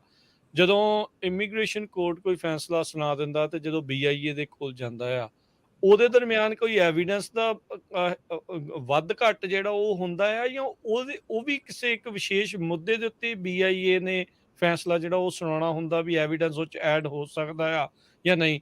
ਸਰਕਟ ਕੋਰਟ ਦਾ ਤਾਂ ਤੁਸੀਂ ਆਪਾਂ ਪਹਿਲਾਂ ਵੀ ਕਈ ਕੇਸਾਂ 'ਚ ਕਲੀਅਰ ਕੀਤਾ ਵੀ ਸਰਕਟ ਕੋਰਟ ਨੇ ਤਾਂ ਇੱਕ ਸਪੈਸੀਫਿਕ ਚੀਜ਼ ਦੇ ਉੱਤੇ ਹੀ ਕਰਨਾ ਆ, ਉਹਦੇ ਵਿੱਚ ਤਾਂ ਕੋਈ ਐਵੀਡੈਂਸ ਨਵਾਂ ਜਿਹੜਾ ਉਹ ਨਹੀਂ ਐਡ ਕਰਨ ਦਿੰਦੇ। ਹਾਂਜੀ, ਉਹਨਾਂ ਕੋਲ ਟਾਈਮ ਨਹੀਂ ਹੈਗਾ ਉਹਦਾ ਕਰਨ ਦਾ। ਸੋ ਕੀ ਹੈ ਕਿ ਜਿਹੜਾ ਜੱਜ ਆ ਨਾ, ਜੱਜ ਨੇ ਪਹਿਲਾਂ ਦੱਸਣਾ ਕਿ ਰੈਕਡ ਕਦ ਤੱਕ ਓਪਨ ਆ, ਫਿਰ ਠੀਕ ਕਹਿੰਦੇ ਹੁਣ ਰੈਕਡ ਕਲੋਜ਼ ਆ, ਮਤਲਬ ਕਈ ਵਾਰੀ ਉਹ ਤਰੀਕ ਅੱਗੇ ਦੇ ਦਿੰਦੇ, ਰੈਕਡ ਓਪਨ ਹੁੰਦਾ। ਕਿ ਰੈਕਡ ਓਪਨ ਦਾ ਮਤਲਬ ਹੈਗਾ ਤੁਸੀਂ ਨਵਾਂ ਐਵੀਡੈਂਸ ਜੋ ਵੀ ਆ ਸਬਮਿਟ ਕਰ ਸਕਦੇ ਆ ਮੋਸ਼ਨ ਟੂ ਲੇਟ ਫਾਈਲਿੰਗ ਨਾਲ। ਠੀਕ ਜਦੋਂ ਹੈ। ਇੱਕ ਵਾਰੀ ਤੁਹਾਡੀ ਫਾਈਨਲ ਹੀਅਰਿੰਗ ਆ ਜਾਂਦੀ ਆ, ਤੁਹਾਡੇ ਕੋਲ ਜੋ ਵੀ 3 ਸਾਲ ਦਿੱਤੇ ਉਹਨਾਂ ਨੇ ਸਬਮਿਟ ਕਰੋ। ਫਿਰ ਇੱਕ ਵਾਰੀ ਜਦੋਂ ਕੇਸ ਸ਼ੁਰੂ ਹੋ ਗਿਆ ਤੇ ਉਹਨਾਂ ਨੇ ਐਗਜ਼ਿਬਿਟ ਮਾਰਕ ਕਰਦੇ ਆ ਸਭ ਤੋਂ ਪਹਿਲਾਂ ਨਾ, ਕੇਸ ਸ਼ੁਰੂ ਹੋਣ ਤੋਂ ਪਹਿਲਾਂ ਕਿ ਕੀ ਡਾਕੂਮੈਂਟ ਆਇਆ, ਕਿ ਐਗਜ਼ਿਬਿਟ 1 ਇਹ ਹੈਗਾ, ਐਗਜ਼ਿਬਿਟ 2 ਇਹਦੀ ਐਫੀਡੇਵਿਟ ਆ, 3 ਇਹਦੀ ਸਟੇਟਮੈਂਟ ਆ, 4 ਇਹਦੇ ਫਾਰਮ ਆ, 5ਵਾਂ ਇਹਦੀ ਡਾਕਟਰ ਦੀ ਲੈਟਰ ਆ, 6ਵਾਂ ਮਾਨ ਪਾਰਟੀ ਦੀ ਲੈਟਰ, ਐਟਸੈਕਟਰਾ ਹੈ ਨਾ। ਤੇ ਇੱਕ ਵਾਰੀ ਜੇ ਹੁਣ ਉਹਦੇ ਵਿੱਚ ਤੁਸੀਂ ਜੋ ਵੀ ਆਪਣੀ ਨਿਊਜ਼ ਕੰਟਰੀ ਦੀ ਸਾਰਾ ਹੋ ਗਿਆ, ਉਹਦੇ ਉੱਤੇ ਬਹਿਸ ਕਰਨੀ ਹੈ। ਜੇ ਤੁਹਾਡੇ ਵਕੀਲ ਨੇ ਰੀਲੋਕੇਸ਼ਨ ਦਾ ਐਵੀਡੈਂਸ ਨਹੀਂ ਸਬਮਿਟ ਕਰਾਇਆ, ਤੁਸੀਂ ਲੂਜ਼ ਕਰ ਜਾਂਦੇ ਆ। ਤੁਸੀਂ ਇਹ ਨਹੀਂ ਕਹਿਣਾ ਕਿ ਹੁਣ ਮੈਂ BIA ਦੇ ਜਾ ਕੇ ਫਿਰ ਦੁਬਾਰਾ ਰੀਲੋਕੇਸ਼ਨ ਦਾ ਨਵਾਂ ਕਰ ਦਵਾਂ। ਟੂ ਬੈਡ, ਜੇ ਉਹਨੇ ਖਬਰਾਂ ਨਹੀਂ ਲਾਈਆਂ, ਤੁਹਾਡਾ ਉੱਥੇ ਹੀ ਜੋ ਐਵੀਡੈਂਸ ਸੀਗਾ ਕਲੋਜ਼ ਹੋ ਗਿਆ। ਉਹਦੇ ਬੇਸ ਤੇ ਜਿਹੜਾ BIA ਆ ਉਹਨੇ ਉੱਥੇ ਹੀ ਬਹਿਸ ਜਿਹੜੀ ਆ ਸੁਣਨੀ ਹੈ। ਇਹਦੇ ਵਿੱਚ ਹੁਣ ਇਹ ਹੈ ਕਿ ਕਈ ਵਾਰੀ ਤੁਹਾਡੇ ਕੋਲ ਨਵਾਂ ਐਵੀਡੈਂਸ ਆ ਜਾਂਦਾ ਕਿ ਕੋਈ ਨਵਾਂ ਹਾਦਸਾ ਹੋ ਗਿਆ, ਉਹ ਚੀਜ਼ ਹੋ ਗਈ। ਸੋ ਕਈ ਵਾਰੀ ਕੀ ਹੈ ਕਿ ਤੁਸੀਂ ਜੱਜ ਦੇ ਕੋਲ ਦੁਬਾਰਾ ਮੋਸ਼ਨ ਟੂ ਰੀਓਪਨ ਕਰ ਸਕਦੇ ਆ ਕਿ ਆ ਨਵੀਂ ਚੀਜ਼ ਆ, 90 ਦਿਨ ਦੇ ਅੰਦਰ ਕੇਸ ਦੇ ਡਿਨਾਈ ਹੋਣ ਤੋਂ ਕਿ ਦੁਬਾਰਾ ਮੈਨੂੰ ਇੱਕ ਵਾਰੀ ਸੁਣ, ਆ ਨਵਾਂ ਫੈਸਲਾ ਆਇਆ ਨਾ, ਮੇਰੀ ਜਿਹੜਾ ਪਹਿਲਾਂ ਵਿਟਨੈਸ ਜਾਂ ਬੰਦਾ ਅਵੇਲੇਬਲ ਨਹੀਂ ਸੀਗਾ ਪਰ ਹੁਣ ਹੈਗਾ। ਤਾਂ ਤੁਸੀਂ ਜੇ ਇਹ ਸ਼ੋ ਕਰੋ ਕਿ ਪਹਿਲਾਂ ਅਵੇਲੇਬਲ ਨਹੀਂ ਸੀਗਾ, ਫਿਰ ਕਈ ਵਾਰੀ ਤੁਸੀਂ ਜੱਜ ਦੇ ਮੂਹਰੇ ਦੁਬਾਰਾ ਰੀਇੰਟਰੋਡਿਊਸ ਕਰ ਸਕਦੇ ਆ। ਪਰ BIA ਦੇ ਮੂਹਰੇ ਜਦੋਂ ਗਿਆ, ਉਹ ਪੁਰਾਣੇ ਮੁੱਦਿਆਂ ਤੇ ਹੀ ਜਾਣਾ। BIA ਨੇ ਵੀ ਕਈ ਵਾਰੀ ਇਹ ਕਹਿਣਾ ਕਿ ਤੁਸੀਂ ਜੱਜ ਦੇ ਮੂਹਰੇ ਮੀਨਿੰਗਫੁਲੀ ਚੈਲੰਜ ਨਹੀਂ ਕੀਤੀਆਂ ਇਹ ਚੀਜ਼ਾਂ, ਤਾਂ ਕਰਕੇ ਤੁਸੀਂ ਹੁਣ ਵੀ ਨਹੀਂ ਕਰ ਸਕਦੇ ਹੋ। ਕਿ ਤੁਸੀਂ ਦੋ ਚੀਜ਼ਾਂ ਹੋ ਗਈਆਂ। ਸਾਡੀ ਜਿਹੜੀ ਆਡੀਅנס ਉਹਨੂੰ ਪਤਾ ਹੋਣਾ ਚਾਹੀਦਾ ਕਿ ਇੱਕ ਚੀਜ਼ ਹੁੰਦੀ ਹੈ ਕਲੇਮ ਪ੍ਰਕਲੂਜਨ, ਇੱਕ ਹੁੰਦੀ ਹੈ ਇਸ਼ੂ ਪ੍ਰਕਲੂਜਨ। ਸੋ ਕਲੇਮ ਪ੍ਰਕਲੂਜਨ ਕੀ ਹੁੰਦੀ ਹੈ ਕਿ ਕਲੇਮ ਦਾ ਮਤਲਬ ਹੁੰਦਾ ਦਾਵਾ, ਜਿੱਦਾਂ ਕਿ ਮਾਨਹਾਨੀ ਦਾ ਦਾਵਾ, ਕਿ ਸੱਟ ਲੱਗੀ ਟੋਰਟਸ ਦਾ ਉਹਦਾ ਦਾਵਾ। ਇਸ਼ੂ ਦਾ ਮਤਲਬ ਹੁੰਦਾ ਕਿ ਮੁੱਦਾ ਕੀ ਸੀਗਾ। ਮੁੱਦਾ ਇਹ ਸੀਗਾ ਕਿ ਇਹ ਦਿੱਲੀ ਗਿਆ ਸੀਗਾ ਕਿ ਨਹੀਂ ਗਿਆ ਸੀਗਾ। ਸੋ ਕਾਫੀ ਸਾਰੇ ਸਰਕਿਟਸ ਦੇ ਵਿੱਚ, ਸਟੇਟਸ ਦੇ ਵਿੱਚ, ਦੇਸ਼ਾਂ ਦੇ ਵਿੱਚ ਅਲੱਗ-ਅਲੱਗ ਰੂਲਸ ਹੈਗੇ ਆ, ਕਾਫੀ ਕਨਫਲਿਕਟਿੰਗ। ਕਲੇਮ ਪ੍ਰਕਲੂਜਨ ਦਾ ਮਤਲਬ ਕੀ ਹੈਗਾ ਕਿ ਇੱਕ ਵਾਰੀ ਇੱਕ ਅਦਾਲਤ ਨੇ, ਸਿਸਟਰ ਕੋਰਟ ਨੇ ਇੱਕ ਵਾਰੀ ਇੱਕ ਚੀਜ਼ ਡਿਸਾਈਡ ਕਰਤੀ, ਨੈਗਲੀਜੈਂਸ ਦਾ ਮੁੱਦਾ ਡਿਸਾਈਡ ਕਰਤਾ ਕਿ ਰਾਜਗਰਨ ਨੇ ਨੈਗਲੀਜੈਂਸ ਕੀਤੀ ਕਿ ਨਹੀਂ ਕੀਤੀ, ਉਹ ਮੁੱਦਾ ਡਿਸਾਈਡ ਹੋ ਗਿਆ। ਉਹ ਹੁਣ ਦੁਬਾਰਾ ਤੁਹਾਡੀ ਬਹਿਸ ਹੋ ਗਈ ਬੰਦੇ ਨਾਲ ਕੋਈ ਹੋਰ ਟੌਪਿਕ ਤੇ, ਉਹ ਜਿਹੜਾ ਤੁਹਾਡਾ ਕਲੇਮ ਸੀਗਾ ਉਹਨੂੰ ਕੋਰਟ ਇੱਕ ਵਾਰੀ ਡਿਸਾਈਡ ਕਰ ਚੁੱਕਾ। ਉਹ ਬੰਦਾ ਸਿੱਧਾ ਜੱਜਮੈਂਟ ਪੇਸ਼ ਕਰ ਸਕਦਾ ਕਿ ਆਹ ਦੇਖੋ ਆਪਾਂ ਆਲਰੇਡੀ ਬਹਿਸ ਚੁੱਕੇ ਹਾਂ ਕੋਰਟ ਮੂਹਰੇ, ਆਪਾਂ ਨੂੰ ਟਾਈਮ ਬਰਬਾਦ ਕਰਨ ਦੀ ਲੋੜ ਨਹੀਂ। ਇੱਕ ਕਲੇਮ ਪ੍ਰਕਲੂਡ ਹੈਗਾ, ਇਹਨੂੰ ਮੌਕਾ ਪੂਰਾ ਮਿਲਿਆ ਸੀਗਾ, ਇਹਨੇ ਸਫਾਈ ਨਹੀਂ ਦਿੱਤੀ, ਇਹਦੇ ਹੱਕ ਚਲ ਗਏ ਆ ਦੂਜੇ ਕੇਸ ਦੇ, ਉਹਨੂੰ ਕਹਿੰਦੇ ਕਲੇਮ ਪ੍ਰਕਲੂਜਨ। ਇਸ਼ੂ ਪ੍ਰਕਲੂਜਨ ਕੀ ਹੈਗਾ ਕਿ ਦਿੱਲੀ ਗਿਆ ਸੀਗਾ ਕਿ ਨਹੀਂ ਸੀਗਾ, ਉਹ ਵਾਲਾ ਮੁੱਦਾ ਹੁਣ ਤੁਹਾਡੇ ਮੇਰੇ ਵਿੱਚ ਨਵੇਂ 2 ਡਿਫਰੈਂਟ ਕੇਸ ਆ, ਪਰ ਉਹ ਕਹਿੰਦਾ ਕਿ ਇਹ ਵਾਲਾ ਜਿਹੜਾ ਇਸ਼ੂ ਹੈਗਾ ਇਹ ਆਪਾਂ ਪਹਿਲਾਂ ਡਿਸਾਈਡ ਕਰ ਚੁੱਕੇ ਸੀ ਕਿ ਸਾਨੂੰ ਇਹ ਮੁੱਦੇ ਤੇ ਬਹਿਸ ਕਰਨ ਦੀ ਲੋੜ ਨਹੀਂ ਹੈਗੀ, ਹਨਾ। ਸੋ ਕਾਫੀ ਸਾਰੀਆਂ ਇਦਾਂ ਦੀਆਂ ਜਿਹੜੀਆਂ ਡਾਕਟਰੀਨਸ ਜਿਹੜੀਆਂ ਉਹ ਲੱਗਦੀਆਂ, ਤੇ ਜਿਹੜੀ ਆ ਸਾਡੇ ਸਰਕਟ ਕੋਰਟ ਵਾਲੀ ਜਿਹੜੀ ਆਪਾਂ ਜਿਹੜਾ ਸੁਪਰੀਮ ਕੋਰਟ ਵਾਲਾ ਕੇਸ ਦੱਸਿਆ, ਉਹ ਕੀ ਕਹਿੰਦਾ, ਉਹ ਇਹ ਕਹਿੰਦਾ ਕਿ ਜੂਰਿਸਡਿਕਸ਼ਨਲ ਦਾ ਕੀ ਮਤਲਬ ਹੁੰਦਾ, ਕਿ ਜੂਰਿਸਡਿਕਸ਼ਨਲ ਦਾ ਮਤਲਬ ਇਹ ਹੁੰਦਾ ਕਿ ਕਿਸੇ ਕੋਰਟ ਨੂੰ ਸੁਣਨ ਦਾ ਬਾਈ ਲਾਅ ਹੱਕ ਹੈਗਾ ਕਿ ਨਹੀਂ ਹੈਗਾ। ਸੋ ਜੇ ਉਹ ਜੂਰਿਸਡਿਕਸ਼ਨਲ ਇਸ਼ੂ ਬਣ ਗਿਆ ਤਾਂ ਫਿਰ ਇਹ ਹੈਗਾ ਕਿ ਸਰਕਾਰੀ ਵਕੀਲ ਦਾ ਮੈਟਰ ਨਹੀਂ ਕਰਦਾ ਕਿ ਉਹ ਹਾਮੀ ਭਰਦਾ ਫੇਵਰ ਚ ਨਹੀਂ ਹਾਮੀ ਭਰਦਾ। ਜੂਰਿਸਡਿਕਸ਼ਨਲ ਮਤਲਬ ਕਿ ਉਹ ਫਰਮ ਹੈਗਾ, ਤੁਹਾਨੂੰ ਉਸੇ ਤਰੀਕੇ ਨਾਲ ਕਰਨਾ ਪੈਣਾ, ਤੁਹਾਡੇ ਤੇ ਐਗਜ਼ੌਸਸ਼ਨ ਐਪਲੀਕੇਬਲ ਆ, ਤੁਹਾਨੂੰ ਥੱਲੇ ਜਾ ਕੇ ਐਮਟੀਆਰ ਫਾਈਲ ਕਰਨੀ ਪੈਣੀ ਸੀਗੀ। ਉਹ 5th ਸਰਕਟ ਕਹਿ ਰਿਹਾ ਕਿ ਇਹ ਜੂਰਿਸਡਿਕਸ਼ਨਲ ਇਸ਼ੂ ਹੈਗਾ।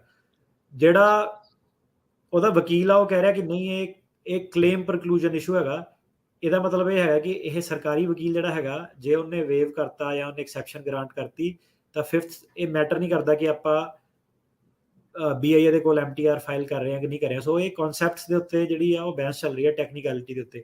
ਸੋ ਇਹ ਕਹਾਣੀਆਂ ਦੇ ਉੱਤੇ ਕੋਈ ਬਹਿਸ ਨਹੀਂ ਚੱਲ ਰਹੀ ਕਿ ਕਹਾਣੀ ਚੇਪਾ ਲਾਤਾ ਉਹ ਕਰਤਾ। ਇਹ ਮਤਲਬ ਕਿ ਇੱਕ ਕੈਲਕੂਲੇਟਡ ਅਪਰੋਚ ਆ ਕਿ ਕਿੱਦਾਂ ਤੁਸੀਂ ਲਾਅ ਨੂੰ ਤੋੜ ਮਰੋੜ ਰਹੇ ਹੋ। ਜੱਜਾਂ ਨੂੰ ਆਪ ਨੂੰ ਨਹੀਂ ਪਤਾ, ਤਾਂ ਹੀ ਉਹ ਸੁਪਰੀਮ ਕੋਰਟ ਨੂੰ ਹੁਣ ਕਹਿ ਰਹੇ ਆ ਕਿ ਇਹਨੂੰ ਕਿੱਦਾਂ ਆਪਾਂ ਸੁਣੀਏ ਕੇਸ ਨੂੰ।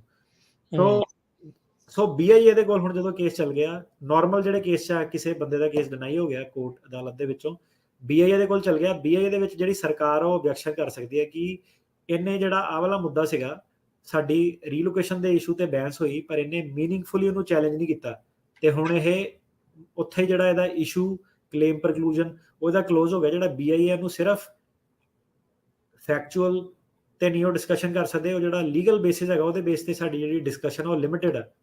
ਹੁਣ ਜਦੋਂ ਬੰਦਾ ਸਾਨੂੰ ਅਪੀਲ ਲਿਆ ਕੇ ਦਿੰਦਾ, ਬੰਦੇ ਨੂੰ ਇਹ ਚੀਜ਼ ਨੂੰ ਹੁਣ ਪੜ੍ਹਨੀ, ਇਹ ਚੀਜ਼ ਨੂੰ ਨਵਾਂ ਵਕੀਲ ਵੀ ਨਹੀਂ ਪੜ੍ਹ ਸਕਦਾ, ਕਿਉਂਕਿ ਇੱਥੇ ਤੱਕ ਪਹੁੰਚਣ ਲਈ ਤੁਹਾਨੂੰ ਟਾਈਮ ਲੱਗਦਾ, ਅੰਡਰਸਟੈਂਡਿੰਗ ਲੱਗਦੀ ਹੈ। ਕਈ ਬੰਦੇ ਨਹੀਂ ਵੀ ਪਹੁੰਚ ਪਾਉਂਦੇ।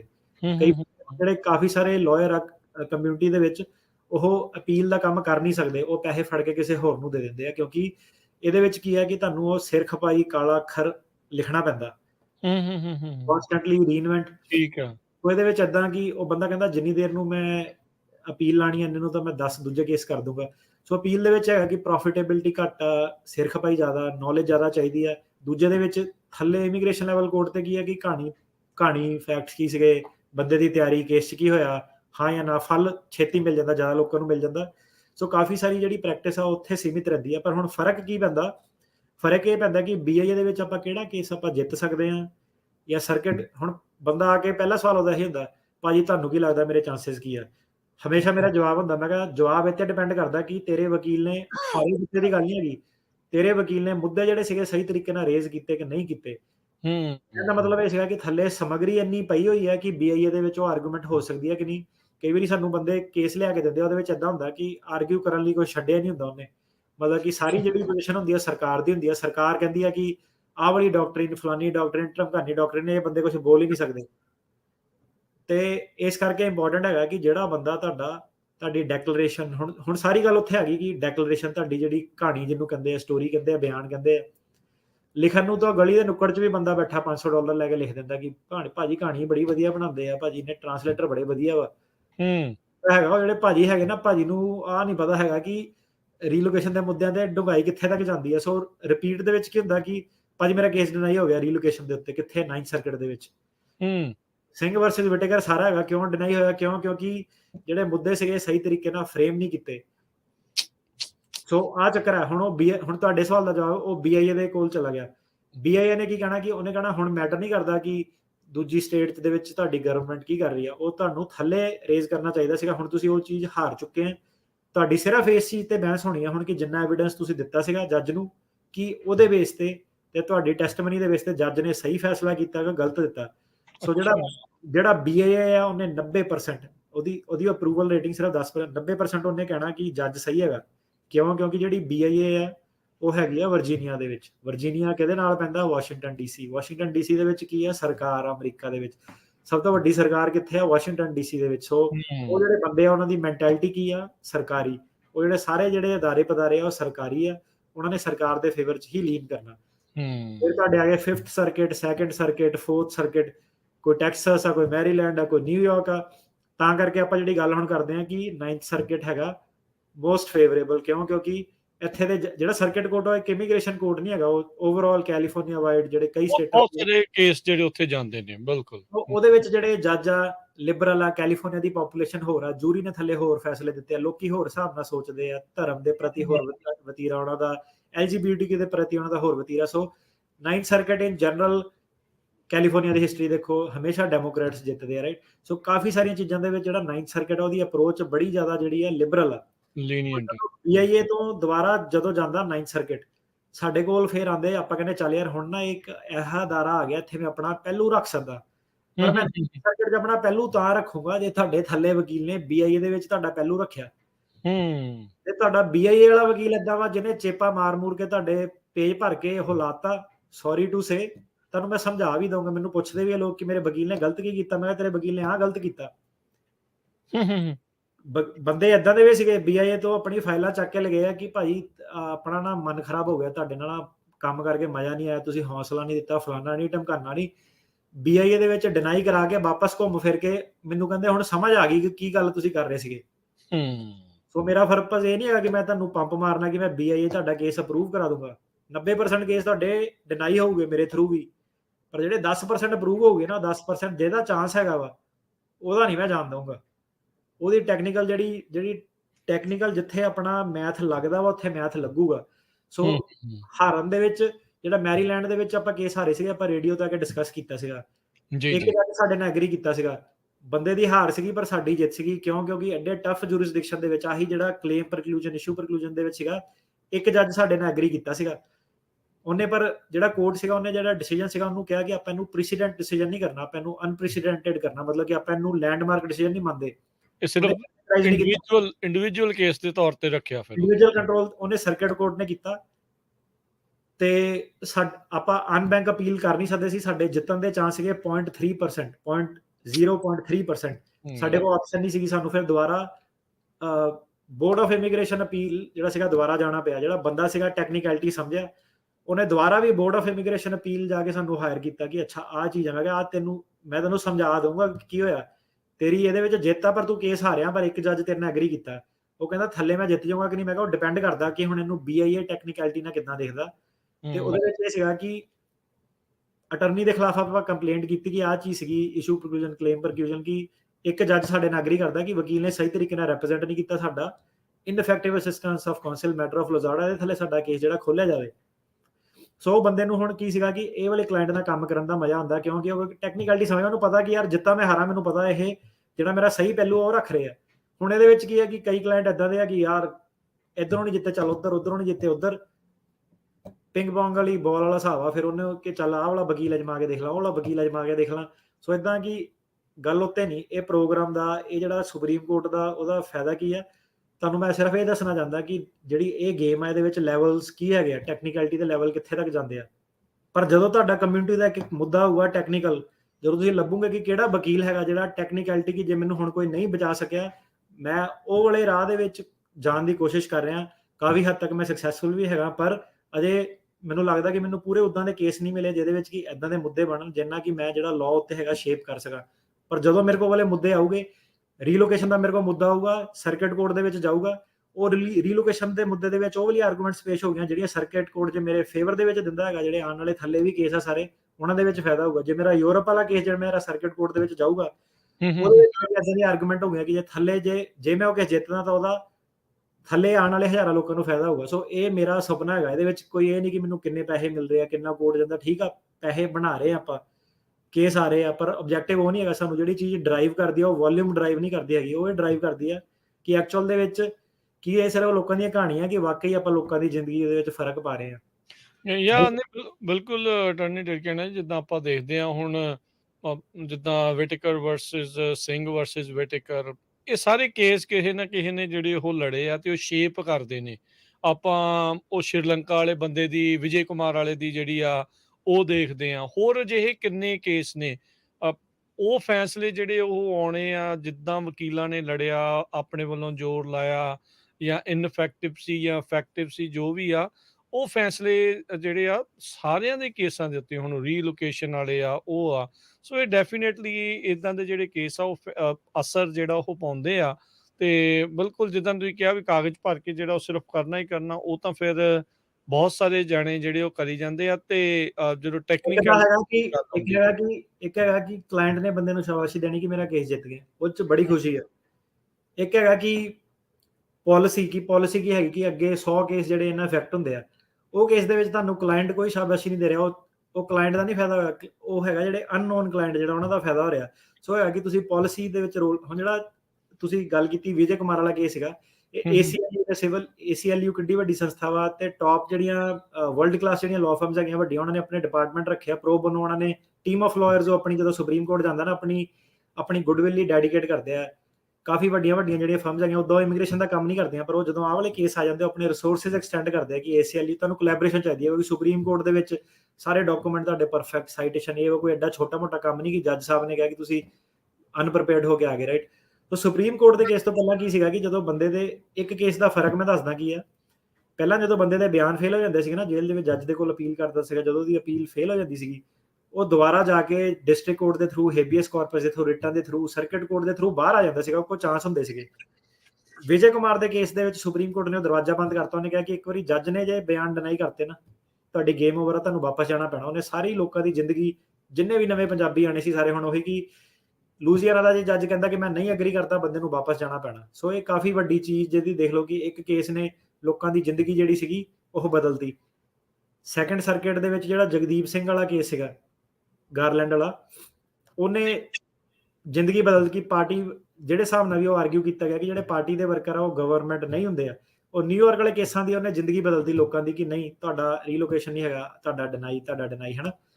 ਸੋ ਜਿਹੜਾ ਸਿੰਘ ਵਰਸਸ ਵਿਟੇਕਰ ਸੀਗਾ, ਉਹਨੇ ਕਿਹਾ ਕਿ ਨਹੀਂ, ਗੱਲ ਮੁੱਦਾ ਇਹ ਨਹੀਂ ਹੈਗਾ ਕਿ ਇਹਨੂੰ ਉਹ ਕਿੱਦਾਂ ਲੱਭੂਗੇ, ਮੁੱਦਾ ਇਹ ਹੈਗਾ ਕਿ ਕੀ ਦੂਜੀ ਸਟੇਟ 'ਚ ਜਾ ਕੇ ਹੱਕਾਂ ਦੀ ਗੱਲ ਕਰ ਸਕਦਾ ਕਿ ਨਹੀਂ ਕਰ ਸਕਦਾ। ਸੋ ਸਿੰਘ ਵਰਸਸ ਵਿਟੇਕਰ ਨੇ ਜ਼ਿੰਦਗੀ ਬਦਲਤੀ ਹੈ ਨਾ। ਮੈਟਰ ਆਫ ਆਰ ਕੇ ਕਿ ਜੇ ਲੋਕਾਂ ਦੇ ਕੇਸ ਸੇਮ ਆ, ਸਿਮਿਲਰ ਫੈਕਟ ਪੈਟਰਨ ਹੈਗਾ ਤਾਂ ਕੋਰਟ ਕੋਗਨੀਜੈਂਸ ਲੈ ਸਕਦੀ ਹੈ ਕਿ ਇਹ ਫਰਾਡ ਕੇਸ ਹੈਗੇ। ਸੋ ਇਦਾਂ ਦੇ ਕਾਫੀ ਜਿਹੜੇ ਲੀਡਿੰਗ ਜਿਹੜੇ ਕੇਸ ਆ ਉਹ ਚੱਲਦੇ ਰਹੂਗੇ। ਤੇ ਮੁੱਦਾ ਸਿਰਫ ਇਹਦਾ ਇਹ ਹੁਣ ਡਿਸਕਸ ਕਰਨ ਦਾ ਫਾਇਦਾ ਕੀ ਹੈਗਾ। ਹੁਣ ਸਾਡੇ ਸ਼ੋਅ ਨੂੰ ਫੈਮਿਲੀ ਵਾਲੇ ਵੀ ਸੁਣ ਰਹੇ ਆ, ਸਿਟੀਜ਼ਨ ਬੰਦੇ ਵੀ ਇਵਨ ਸੁਣ ਰਹੇ ਆ ਕਿ ਚੱਲ ਯਾਰ ਇਹ ਵਧੀਆ ਗੱਲਾਂ ਕਰਦੇ ਆ, ਇਹਨਾਂ ਦਾ ਪ੍ਰੋਗਰਾਮ ਸੁਣ ਕੇ ਮਜ਼ਾ ਆਉਂਦਾ, ਰਾਈਟ। ਸੋ ਪ੍ਰੋਗਰਾਮ ਦੇ ਵਿੱਚ ਹਮੇਸ਼ਾ ਇਹ ਨਹੀਂ ਹੈਗਾ ਕਿ ਆਪਾਂ ਉਹੀ ਲੇਟੈਸਟ ਕੀ ਜੀ ਬੰਦਾ ਟਿਕਟੌਕ ਤੇ ਬਹਿ ਗਿਆ, ਖਬਰਾਂ ਜੀਆਂ ਪੜ੍ਹੀਆਂ ਬੇਸਿਕ ਕੀ ਇਦਾਂ ਹੋ ਗਿਆ, ਫਲਾਣਾ ਢਮਕਾਨਾ ਹੋ ਗਿਆ। ਸੋ ਪ੍ਰੋਗਰਾਮ ਦਾ ਮੁੱਦਾ ਹੁਣ ਇਹ ਹੈਗਾ ਕਿ ਆਪਾਂ ਮਹਿਫਿਲ ਵੀ ਲਾਣੀ ਆ ਤੁਹਾਡੇ ਨਾਲ। ਪ੍ਰੋਗਰਾਮ ਦਾ ਮੁੱਦਾ ਹੈਗਾ ਕਿ ਇਹ ਸੈਟਰਡੇ ਹਰੇਕ ਨੂੰ ਮਹਿਫਿਲ ਲੱਗਣੀ ਆ, ਆਉਣ ਵਾਲੇ 5 10 15 ਸਾਲ ਜਦ ਤੱਕ ਜ਼ਿੰਦਗੀ ਰਹੀ। ਤੇ ਉਹਦੇ ਵਿੱਚ ਇਹ ਹੈ ਕਿ ਕੋਸ਼ਿਸ਼ ਇਹ ਹੈ ਕਿ ਸਾਡੇ ਲਈ ਵੀ ਖਬਰਾਂ ਇੰਟਰਸਟਿੰਗ ਬਣਨ, ਤੁਹਾਡੇ ਲਈ ਵੀ ਖਬਰਾਂ ਇੰਟਰਸਟਿੰਗ ਬਣਨ, ਤੇ ਟੌਪਿਕ ਜਿਹੜੇ ਹੈਗੇ ਉਹ ਇੰਟਰਸਟਿੰਗ ਰਹਿਣ। ਕਈ ਬੰਦੇ ਜਿਹੜੇ ਨਹੀਂ ਸਮਝ ਸਕਦੇ, ਠੀਕ ਆ, ਓਵਰਆਲ ਉਹ ਜਦੋਂ ਸਾਡਾ ਪ੍ਰੋਗਰਾਮ ਸੁਣਦੇ ਰਹੋਗੇ ਤਾਂ ਇਹ ਹੈਗਾ ਕਿ ਕੁਛ ਨਾ ਕੁਛ ਉਹਨਾਂ ਨੂੰ ਐਜੂਕੇਸ਼ਨ ਜਿਹੜੀ ਆ ਜ਼ਰੂਰ ਮਿਲੂਗੀ। ਤੇ ਕਾਫੀ ਸਾਰੇ ਲੋਕ ਜਿਹੜੇ ਓਵਰਆਲ ਸਾਨੂੰ ਫੀਡਬੈਕ ਵੀ ਦਿੰਦੇ ਆ, ਉਹੀ ਦਿੰਦੇ ਆ ਕਿ ਯਾਰ ਤੁਹਾਡੇ ਪ੍ਰੋਗਰਾਮ 'ਚ ਇਹ ਹੈ ਕਿ ਐਜੂਕੇਸ਼ਨਲ ਆ, ਬਾਕੀ ਚਲੋ ਜੋ ਵੀ ਹੈ ਕਿ ਕਮਿਊਨਿਟੀ ਨੂੰ ਇੱਕ ਐਜੂਕੇਸ਼ਨ ਮਿਲਦੀ ਹੈ। ਸੋ ਇਹ ਸਾਰੀਆਂ ਖਬਰ ਕਰਨ ਦਾ ਵੀ ਗੋਲ ਉਹੀ ਆ। ਮੇਬੀ ਕਈ ਟਾਈਮ ਤੁਹਾਡੇ ਕੰਮ ਦੀਆਂ, ਮੇਬੀ ਕਈ ਟਾਈਮ ਤੁਹਾਡੇ ਨਹੀਂ ਕੰਮ ਦੀਆਂ ਜੀ। ਇਹ ਵਾਲੇ ਕੇਸ ਦੀ ਆਪਾਂ ਫਿਰ ਦੁਬਾਰਾ ਹੁਣ ਜਦੋਂ ਸੁਪਰੀਮ ਕੋਰਟ ਮੁਰੇ ਜਾਊਗਾ ਤਾਂ ਫਿਰ ਆਪਾਂ ਦੁਬਾਰਾ ਇਸ ਮੁਰੇ ਆਪਾਂ ਡਿਸਕਸ਼ਨ ਕਰਾਂਗੇ। ਤੇ ਜਿਹੜੇ ਸਾਡੇ ਨਾਲ ਜੁੜੇ ਆ ਉਹਨਾਂ ਨੂੰ ਇਹ ਹੈ ਕਿ ਕੰਟੀਨਿਊ ਜਿਹੜੀ ਸਾਡੀ ਇਹ ਟੌਪਿਕਸ ਦੇ ਉੱਤੇ ਕਨਵਰਸੇਸ਼ਨ ਚੱਲਦੀ ਰਹੂਗੀ। ਤੇ ਅਟਾਰਨੀ ਟਿਰਕੇਣਾ ਜੀ, ਥੈਂਕ ਯੂ, ਬਹੁਤ ਧੰਨਵਾਦ। ਤੁਸੀਂ ਸਾਡੇ ਨਾਲ ਜੁੜੇ ਤੇ ਅੱਜ ਦੇ ਇਹਨਾਂ ਮੁੱਦਿਆਂ ਦੇ ਬਾਰੇ ਗੱਲਬਾਤ ਕੀਤੀ। ਮਿਲਦੇ ਹਾਂ ਅਗਲੀ ਵਾਰ। ਤੇ ਸਰੋਤਿਆਂ ਨੂੰ ਦੱਸ ਦਈਏ ਵੀ ਅੱਜ ਐਕਚੁਅਲੀ ਜਿਹੜੀਆਂ ਕਾਲਸ ਜਿਹੜੀਆਂ ਉਹ ਨਹੀਂ ਲੈ ਸਕਦੇ, ਕੁਛ ਨਿੱਜੀ ਰੁਝੇਵਿਆਂ ਦੇ ਕਰਕੇ ਸਾਨੂੰ ਜਾਣਾ ਪੈਣਾ ਹੈ। ਸੋ ਅੱਜ ਅਸੀਂ ਕਾਲਸ ਜਿਹੜੀਆਂ ਨਹੀਂ ਲੈ ਸਕਾਂਗੇ ਤੇ ਅਗਲੀ ਵਾਰ ਅਗਲੇ ਹਫਤੇ ਫਿਰ ਕਾਲਸ ਕੁਐਸਚਨ ਆਨਸਰ ਸੈਸ਼ਨ ਦੇ ਨਾਲ ਫਿਰ ਜੁੜਾਂਗੇ। ਤੇ ਅਟਾਰਨੀ ਟਿਰਕੇਣਾ ਜੀ, ਧੰਨਵਾਦ, ਸਤਿ ਸ਼੍ਰੀ ਅਕਾਲ ਜੀ। ਸਤਿ ਸ਼੍ਰੀ ਅਕਾਲ ਜੀ। ਸੋ ਤੇ ਇੱਥੇ ਪ੍ਰੋਗਰਾਮ ਦੀ ਸਮਾਪਤੀ। ਮੇਰੇ ਵੱਲੋਂ ਵੀ ਸਭ ਨੂੰ ਪਿਆਰ ਭਰੀ ਸਤਿ ਸ਼੍ਰੀ ਅਕਾਲ। ਸੁਣਦੇ ਰਹੋ, ਦੇਖਦੇ ਰਹੋ।